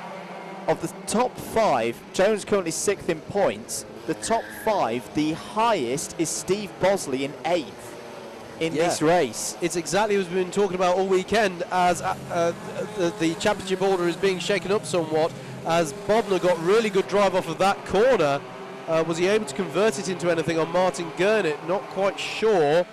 Just looking to see if we can identify who are. I think it was Wayne Dunham, you were right, Andrew, and Craig Brown in the 66 and 31 respectively. They've dropped well down the order as a result of that incident. Ballinger goes a little bit defensive, didn't get the apex there. This might mean he's a little bit vulnerable to Stuart Jones as they come over start-finish into Park Bend. 2 more laps, I reckon, including this one that they've just started, for Michael Ballinger to make a little bit of history for himself in Club 100 and take his first ever Sprint A final victory. Blue flags for traffic, so they have to get out the way. You can see Stuart Jones, he's got that, he just looked over his shoulder, he's got that difficult balancing act of when do I go for the overtake and when do I worry about Ben Cottle in 3rd, because Cottle's got right back onto the back of them now, and if something goes to tears between those two, you can bet your bottom dollar that Stuart Jones will get taken by Martin Gurnett and Mike Bodner as well. There's a car getting restarted there. Back marker's getting out the way. Oh, sorry, yeah, good driving. Good driving from them. Very good driving, actually. They know that the lead battle's coming through. Here they go then, on to a new lap. Will it be the last lap? I'm just going to have a look at timing. Yes, it is. So, Michael Ballinger just has to keep it together for 1 more lap of Shenington to take what we believe will be his first ever A final victory in the Club 100 Championships. There's a bit of traffic ahead. Defensive. He has gone defensive, and well he might, because Stuart Jones, who's been driving superbly himself today, and Ben Cottle, who's been a real mover in this race, is right there. There's traffic ahead. Oh, Wayne Dunham needs to get out the way. Yeah, blue flags being shown to him. Hopefully he's going to register them. Michael Ballinger takes them onto the hanger straight. There's only really one last overtaking opportunity for Stuart Jones into Wilkins. The traffic has got out of the way, so Michael Ballinger need only go defensive into this one. Get good drive off the corner. I think he's going to do it, Andrew. Michael Ballinger is going to take his first ever win in our Club 100A final. He wins at Shenington. Stuart Jones finishes second. Ben Cottle third. Martin Gurnett fourth. Mike Bodner fifth. Then we wait for the amazing battle that's been going on over sixth place throughout the race. Miguel Hall gets the bragging rights there. Trevor Randall seventh. Seb Algieri eighth. Stephen Netting ninth. 10th Steve Bosley. Then it's Mark Turner, Lenny Wood, Nick Trafford. Not had the day that he needed from a championship perspective, had he, in 13th. 14th, Aaron Stephen, Daniel Taylor, Adrian Brammer, Alexander Lamin, Ben Bennyworth, Paul Williams finishes 19th. 20th is Chris Reynolds. Then it's Jordan Salter, Joe Reynolds, Wayne Dunham, Darren Townsley, Craig Brown and Keith Evans. Trevor Randall is your super heavyweight winner for the day. But Andrew, fantastic to see there. Michael Ballinger taking his win. If there's ever proof at this level in Club 100 that you can work hard, you can come here on an even keel in terms of the equipment and take a victory on your day, that is it right there. Michael Ballinger, as we say, we think has just taken his first ever victory, round victory here in Club 100 after so many years of service. This is a special moment for the heavyweight class here at Shenington. Yeah, I'd agree. I think that's a very popular victory, and well done that man, because he completely on merit. Oh, absolutely. Well, what a piece of history for Michael Ballinger, and also helps him a lot in the championship. He will jump right up the standings. But that's the thing, Stuart Jones, second place there.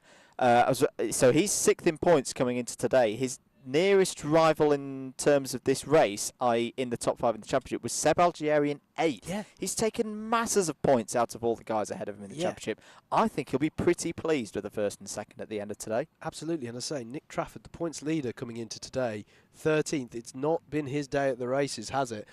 Drop scores come into effect at the end of this year, so it's not like Trafford's had a massive setback, but definitely getting the points on the board. It's getting the points on the board, absolutely. Michael Ballinger wins round 4 of the Club 100 heavyweight sprints here at Shenington in 2018. Stuart Jones second, Ben Cottle third. Martin Gurnett, what a day he's had. He's been fast all day and goes home fourth. Brilliant result. Fifth for Mike Bodner, sixth for Miguel Hall, seventh for Trevor Randall, and he wins in super heavyweight again. Seb Algieri 8th, 9th for Stephen Netting, 10th for Steve Bosley, 11th was Mark Turner, 12th Lenny Wood, 13th Nick Trafford and 14th Aaron Stevens. That was the heavyweight A final, lightweight A final and final race of the weekend. Up next.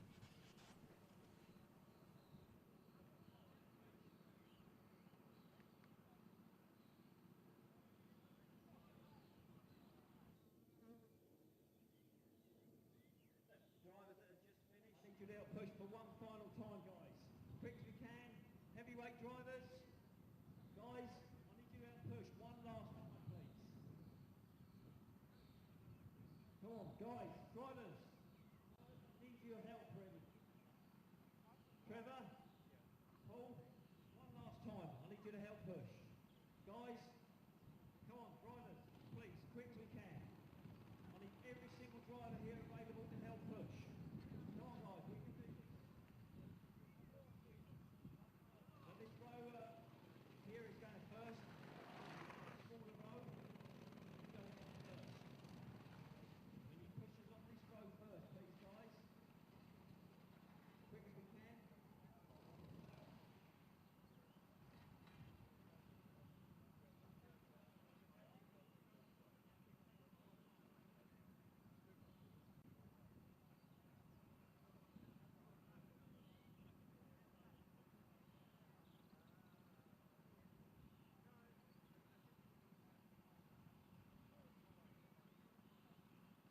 All right, guys, let's go.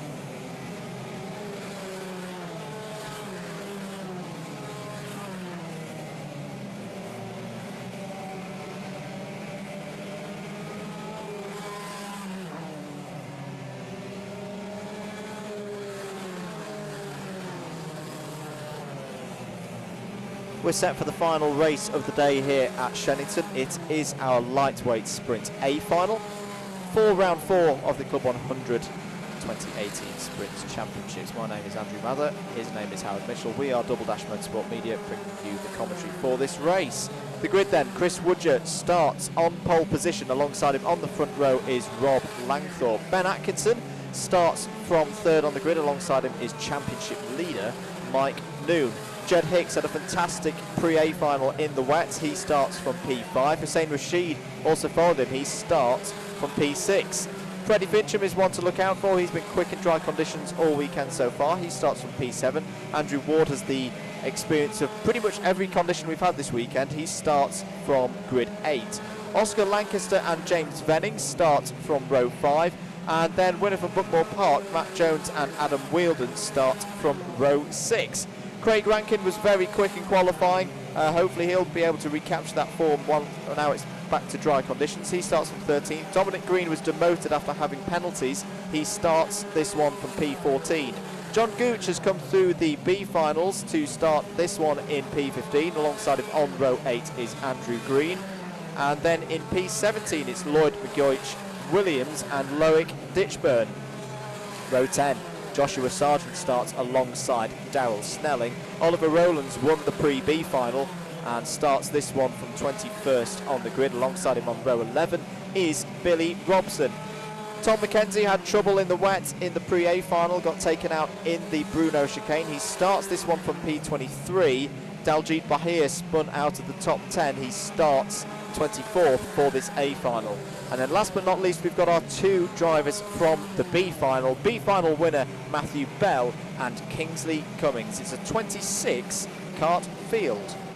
A lot of support coming in for Jed Hicks on Facebook. Hello to all the supporters of him.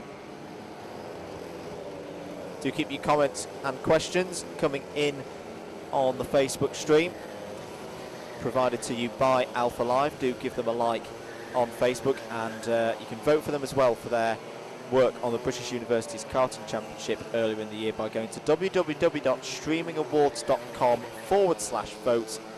Your continued support is very much appreciated. Now, bear in mind, we've just had 3 races where we've been commentating on drivers who previously had raced in the dry and then had to learn their way in damp conditions. This is the other way around. These are the poor souls who were out there when it absolutely bucketed it down, but now it's fairly dry. So some of them have had a very quick change of clothes to something dry. Some of them have put rain suits on because they feel that lightning can strike twice. But actually it's really not conditions where you would, literally. But it's really not conditions where you would usually have a rain suit on. So we're going to go at least one more lap around. So those who have a second race suit, they've all got their old one. That one that's, in the bottom of the bag that they had all those years ago. Yeah. Have I still got that one in the car? Oh, I have. Yeah, I'll get in. It's that one you carry around, which you used to have 3 years ago, just in case. Just in case something like this happens. Keep the support coming in. We've just seen what we think is a first-time winner. Because of the nature of this grid and what's happened so far today, we've got another mixed-up one here. Rob Langthorpe. Rob Langthorpe starting from 2nd on the grid. Now, we know he's got a lot of BUKC experience with Newcastle University, but I don't think he's been in this kind of position in a lightweight A final in a very long time. It's going to be very interesting to see how he deals with this. We've had a thumbs up from the pusher kart driver. We are ready for the off. Round 4, Club 100 2018, here from Shenington. Lightweight A final is go. Good start for Chris Woodger. Ben Atkinson looking to follow him through. And there's Langthorpe trying to hang it round the inside and retain 2nd place. But there we go. Ben Atkinson is through. Ben Atkinson, who is exactly one of those drivers who's got his old suit on, up to 2nd place off the start. And Mike Noon now pressuring for 3rd. Trying to go up the inside of Rob Langthorpe at the hairpin. Are they all going to work their way through cleanly? Well, just about. A couple of drivers towards the middle of the field. Oh, contact between Ben Atkinson and Chris Woodger. Ben Atkinson having a go through the chicane. So Ben Atkinson very racy in these early stages of this A final. So it's Woodger, Atkinson. Who's that off towards the back of the field? 2 karts off of the chicane. One's the 57, but he's kept it going. That's Joshua Sargent. and the other Kart is the number 6, which is Matthew Bell. Matthew Bell, who's had an eventful day so far, won the B final, should have got through the pre-B final, but picked up a penalty for, and there's a sorry, I get frustrated. I get frustrated at Dominic Green. The lad's got pace, but he gets a penalty every single time he comes. Anyway, Ben Atkinson looking down the inside of Chris Woodger. Doesn't make it stick there. Langthorpe still there in third. Mike Noon there in fourth place as well. Hussein Rashid, really been impressed with Hussein today. He's up to 5th place. Freddie Fincham there in 6th. 7th, Oscar Lancaster. 8th, Dominic Green. But we know he's got a penalty. As what is happening here coming off, as that's the 54 of Dominic James Green. Venning challenging Andrew Green. Oh, and all got a bit come on, seriously. It all got a bit leery coming out of the chicane. Green was absolutely awful driving from Andrew Green, and not what Club 100's about. Yeah, he was slow through the chicane. Meanwhile, Dominic Green here challenging, I think it's Oscar Lancaster in the 37. Lancaster anyway, running a little bit, Green a little bit out Langthorpe on the attack. Mike Noon looking like he's going to get through, and Langthorpe got on the wet stuff, got wide, and Mike Noon is through. So great driving there from Mike Noon, keeping calm, and takes 3rd place. Yeah, good move there by Noon. Points leader coming into today in the lightweights, and he's now right on the tail of Ben Atkinson. I think he fancies his chances, but Atkinson's going to take a slightly tighter line because he himself is having a look at Woodger. This is nose-to-tail stuff at the head of the field for the lightweights A final here at Shenington. But Chris Woodger very calm up at the front. The battle raging on for second behind him. All 3 of these drivers very experienced in this class. They've been in the class for several years, all having really good starts to the season. Matt Jones has just received a contact warning, and there's an additional penalty issued to Dominic Green. Doesn't sound timing what for. Atkinson looks to the inside. No overspeed there. 9 minutes of this final to go. Could be any one of these 5, you know. Hussein Rashid is still there. Hussein Rashid is just, well, on the last lap around, set the fastest lap of the race. He's just come alive, hasn't he? He was so impressive when the rain was coming down earlier. Really picked his way through the field well. Side by side for 3rd, Mike Noon and Rob Langthorpe. Langthorpe's going to have to go round the out. Don't tell me he's going to complete that. It's still side by side through Cafe Corner. My goodness me. Rob Langthorpe nearly had overtake of the weekend there, round the outside of Park Bend. Hussein Rashid is still there as well in 5th place. This is a cracking lightweight A final at the front of the field, Howard.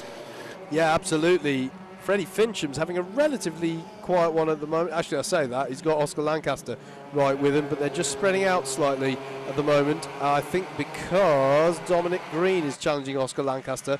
I think that may have been a change for position over 7th. But all eyes and attention is rightly so on these top 5. Mike Noon goes somewhat defensive into Wilkins because Rob Langthorpe was trying a move there, but it didn't really pay off. Penalty for Tom McKenzie, 4 places, ABC bump and pass. Not a good day for Tom this. I think he'll be a little bit frustrated with what's happened today. Curb warning for Matt Jones, so drivers really pushing hard, but need to keep it in the track limits. Atkinson goes defensive again. Chris Woodger, he's just so consistent. He is a very, very calm driver. I noted it in the last 2 years when I've raced against him personally. He's never a driver who's wild and all over the place. He just is very, very fast, keeps it consistent, and that's why he does well in races. But look at this, 3rd place is on here for Rob Langthorpe against Mike Noon. Contact, bit of curb, and Rashid's up the inside for 4th place. Contact with Mike Noon. He's going to have to let that back. He's got to let that back through.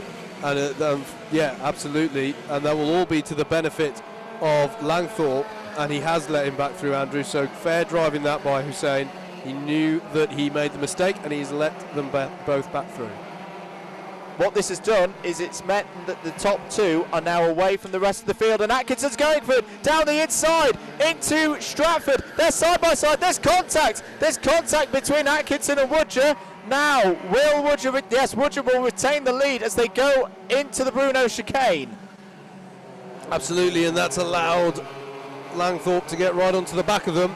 As further down the order, it looks like Dominic Green is battling with Matt Jones. Yeah, contact again for Green. Both with of those driver through the chicane with Oscar Lancaster.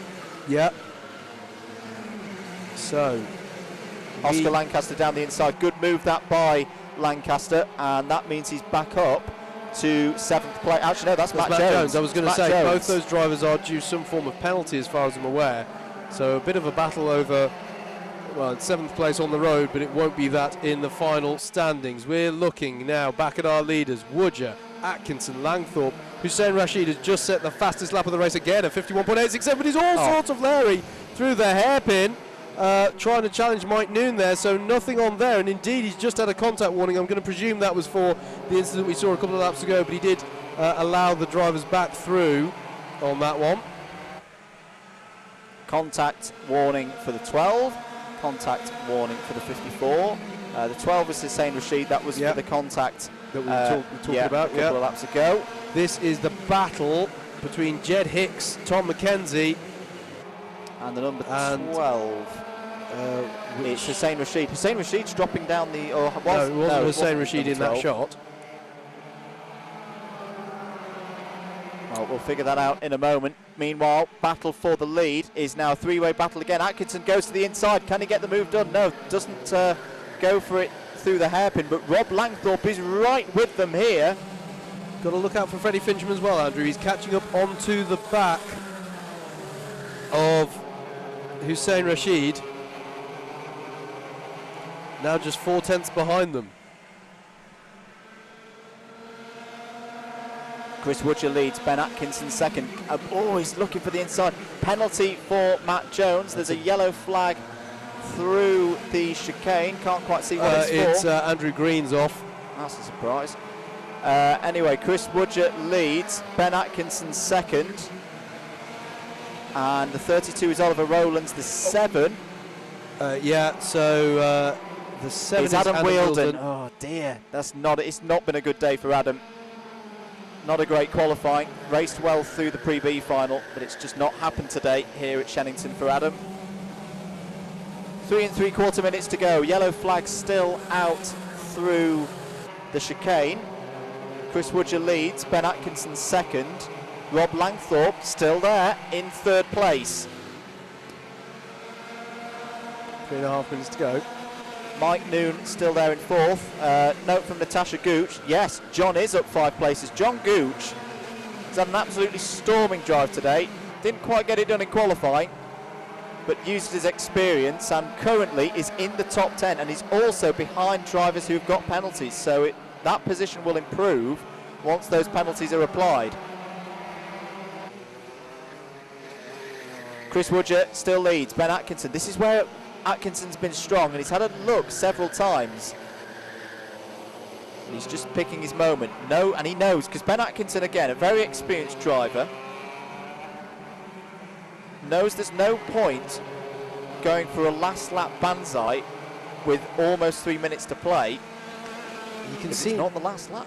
No, absolutely. You can see now the top 6 are just closing up as we head towards the finale here, Andrew. It's really crescendoing up, isn't it? Because Freddie Fincham's getting onto the back of this battle between Mike Noon and Hussein Rashid, and they in turn should be trying to get onto the back of the top 3. Onto the new lap they go through 1 and 2. Now back up to its fully enjoyable dry weather high speed version. Once again Atkinson looks strong. Is he going to try again? No, thinks better of it. It's a 5-car battle now. Yep. Noon and Rashid have caught the top 3. 2 minutes to go. Chris Woodger leads. He's led it from pole position, having won the Pre-A final. Now, who are we looking at here? This is the 35 and 57. This is over 19th place. This is Billy Robson and Joshua Sargent. Joshua up the inside. Side by side, good respectful racing there from Billy and Joshua, and just behind them is Kingsley Cummings. Back with the leaders now. Still Ben Atkinson looking for a way, trying to put the pressure onto Chris Woodger as they come through Park Bend. once again. And Atkinson's down the inside. No, it's just the final bit of the straight where Chris Woodger just seems to be able to brake a little bit later. But Atkinson keeps reminding him that he's there. And change for 4th place as well. Hussein Rashid has got past Mike Noon. So the driver in the number 12 there, up to 4th place. And now Ben Atkinson's up the inside for the first time. Bit of contact. Oh, that was a very, very close moment. Chris Woodger's not happy about that. Rob Langthorpe's now looking. He's going to try and go to the inside, I reckon, into turn 1. Well, last lap. We're on the last lap now, Howard. Yeah, there was no malice in what happened there from Ben Atkinson. Can understand why Woodger felt a bit unsettled by it, but it was a racing incident. But in a championship that is so close, this is so crucial that if Chris Woodger can hold on to this position. Mike Noon's going for 4th again, trying to get past Rashid, not able to do it that time around. We are on the last lap here at Shenington. Chris Woodger is a couple of corners away from a 3rd victory in a final this year. Atkinson looks to the inside. There's contact between the two of them. More contact. They're side by side. And Atkinson's going to have to let him back through. He does. Oh, Rob Langthorpe's next through. What a move. Rashid's bumped through as well. Across the line. I cannot believe it. Chris Woodger wins round 4. Rob Langthorpe is 2nd. Hussein Rashid is 3rd. And Ben Atkinson is furious with himself. He finishes in 4th. Mike Noon is 5th. Freddie Fincham 6th. Howard, what an end to a fantastic race. Well, we very nearly saw the embodiment of win it or bin it there, didn't we? That was, I mean, can you fault him for trying? I'm not sure you can, but it really didn't pay off for Ben Atkinson. He not only lost out on the win he was going for, he lost out on the podium. That is gutting. But I've got to say, Rob Langthorpe, Hussein Rashid did nothing wrong there. There was a gap, they went for it, and well, we'll see. We'll see if that result stands. But Chris Woodger takes a double win at Shenington in round 4, Club 100 Sprints 2018 in the lightweights. It's his 3rd win of the year to go with his Pre-A final win last time out at Rye House. A huge day for his championship bid. 2nd place, Rob Langthorpe, which I reckon is his first podium in Club 100 lightweights. Well done, Rob. Hussein Rashid, arguably driver of the day, coming out of nowhere. This was one of the drivers who nearly didn't make the Pre-A final. He stuck it in there. Now let's have a look at this on a replay. So Ben Atkinson's going to go to the inside like he did on the lap before. There he goes. The gap is there. There's a bit of contact there. Well, we'll leave that to the stewards. Now, at this point, Ben Atkinson lets Woodger back through. And this is the point at which Langthorpe pounces, just as he should. Sticks it up the inside. Atkinson just doesn't know he's there. There's another little clip. Rashid goes through as well. And I don't think, really, there's much to complain about at Rob Langthorpe there. Because there was a lane on the inside. There's one thing I want to mention as well. I thought Rashid was close to taking 2nd. He really was. 9 1/1000ths of a second. Held back Rashid from 2nd place there. So that was really close for that. The gap was there. The gap was there, but Woodger perhaps didn't know that Atkinson was trying that. And just in that first apex of Wilkins, as you go into the braking zone. We will wait and see on that one. Provisionally, at least, Chris Woodger has the win. Rob Langthorpe is 2nd, 3rd is Hussein Rashid, 4th Ben Atkinson, 5th Mike Noon, 6th Freddie Fincham, 7th for Matt Jones, but he has a penalty, 8th for Jed Hicks, another driver who nearly didn't make the Pre-A final. What a result that is. 9th for John Gooch, 10th for Tom McKenzie, has a penalty. 11th for Dominic Green, has several penalties. 12th, Andrew Ward. 13th, James Venning. 14th on, I reckon it is his debut, for Lloyd McGoich Williams. 15th for Oscar Lancaster. 16th, Craig Rankin. 17th, Loic Ditchburn. 18th, Darrell Snelling. 19th for Billy Robertson, edging out Joshua Sargent. They had a good battle. 21st for Daljit Bahia. 22nd for Kingsley Cummings. 23rd for Matthew Bell, who had an incident. 24th for Andrew Green, who also had an incident. And then 25th, Oliver Rowlands. And 26th, Adam Wielden, who went off at the chicane. Well, what a weekend it's been here at Shenington. Club 100's first visit to Shenington in a decade. It's one I think we've all thoroughly enjoyed here. I know we definitely have in the commentary box and yesterday out on circuit as well. And just going to receive the nod from Luke that it is time to close the stream. Yes, it is. So I just want to take opportunity to thank Shenington. Second time I've here. I love coming here, whether it's for commentating or racing. I do hope we come back in future. We're going to be back as Alpha Live and Double Dash Motorsport Media, not that far away. Shenington Super Prix, we'll give a shout out for that. That's coming the weekend after the British Grand Prix. It's a nice, easy way to remember it. It's going to be a fantastic event. I was there last year. So like at Alpha Live on Facebook, like at Double Dash Motorsport Media. To keep up to date with that event and all the details going on there. But the facilities, the track, the marshalling. Can I just say the marshalling has been absolutely awesome this weekend, especially in the tough conditions yesterday. Yep. Big thanks to the marshals. They never get quite enough credit because we really couldn't do this without them. And as you say, Andrew, it has been top quality stuff from them this weekend. Following on from the next Alpha Live and Double Dash Motorsport Media action from Shenington, the next Alpha Live and Double Dash Motorsport Media action at all, unless I'm about to be corrected by Luke from the back, is going to be the British Mini Bikes next weekend, which is up north, near Wigan. Three Sisters will be up there for that, so that's something to stay tuned for. And like all the, should we do the like bit? Yes. Give us a like if you like the commentary you've heard today. Double Dash Motorsport Media, thank you very much for your support. Give Alpha Live Productions a like on Facebook. And also give them a vote in the Global Streaming Awards. They really could do with your support. Final push for that, streamingawards.com/vote. Give a vote to the Alpha Live boys for the work they did on the British Universities Karting Championship. It was a really good job that they do, and they continue to do a great job. Give Club 100 a like if you haven't already. Definitely do that.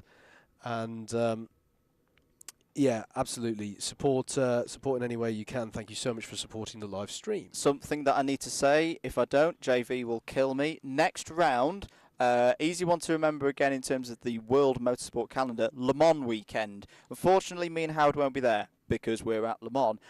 But Club 100 is at Glanigors. JV is pretty much right in this. It's definitely one of my favourites. GYG, one of the best circuits, if not the best circuit in the country.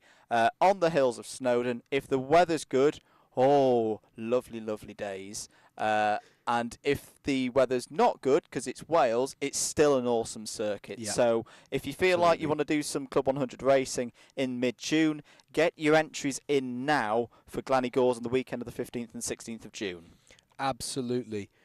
I couldn't agree more. If you're not going to Le Mans, get yourself to GYG. Also worth mentioning, it is the northernmost round of the year. Yes, it is. So for those of you who traditionally it's been quite a south-centric championship as Club 100, let it not be said so of this year's calendar. If you're in the north of England or Wales, or further afield than that, and you want to take part, get yourself down for that one. That's it. That's all we've got for round 4 of Club 100 2018. I do hope you've enjoyed the stream today. Apologies for the technical difficulties. It's been a tough day here, but an enjoyable day nonetheless. Thank you, cameramen, as well. Thank you, cameramen and Chris Simpson. Yeah, his Yellow Lizard Media team who've been manning the cameras, including when it absolutely chucked it down. Absolutely. Sorry? Cool Thinking Media now. I'm sorry. Did I? That's terrible. Sorry. Yes, fantastic. Thank you to them. That's it. Round 4, Club 100 2018. We won't see you because we'll be at Le Mans, but we'll be back for GYG in about 3 weeks' time. After that, we've got Bookmore as well. Get on the website. Plenty of great racing to go throughout the rest of the season. This has been an Alpha Live production for Club 100 Limited, and we will see you very, very soon for the next races at GYG.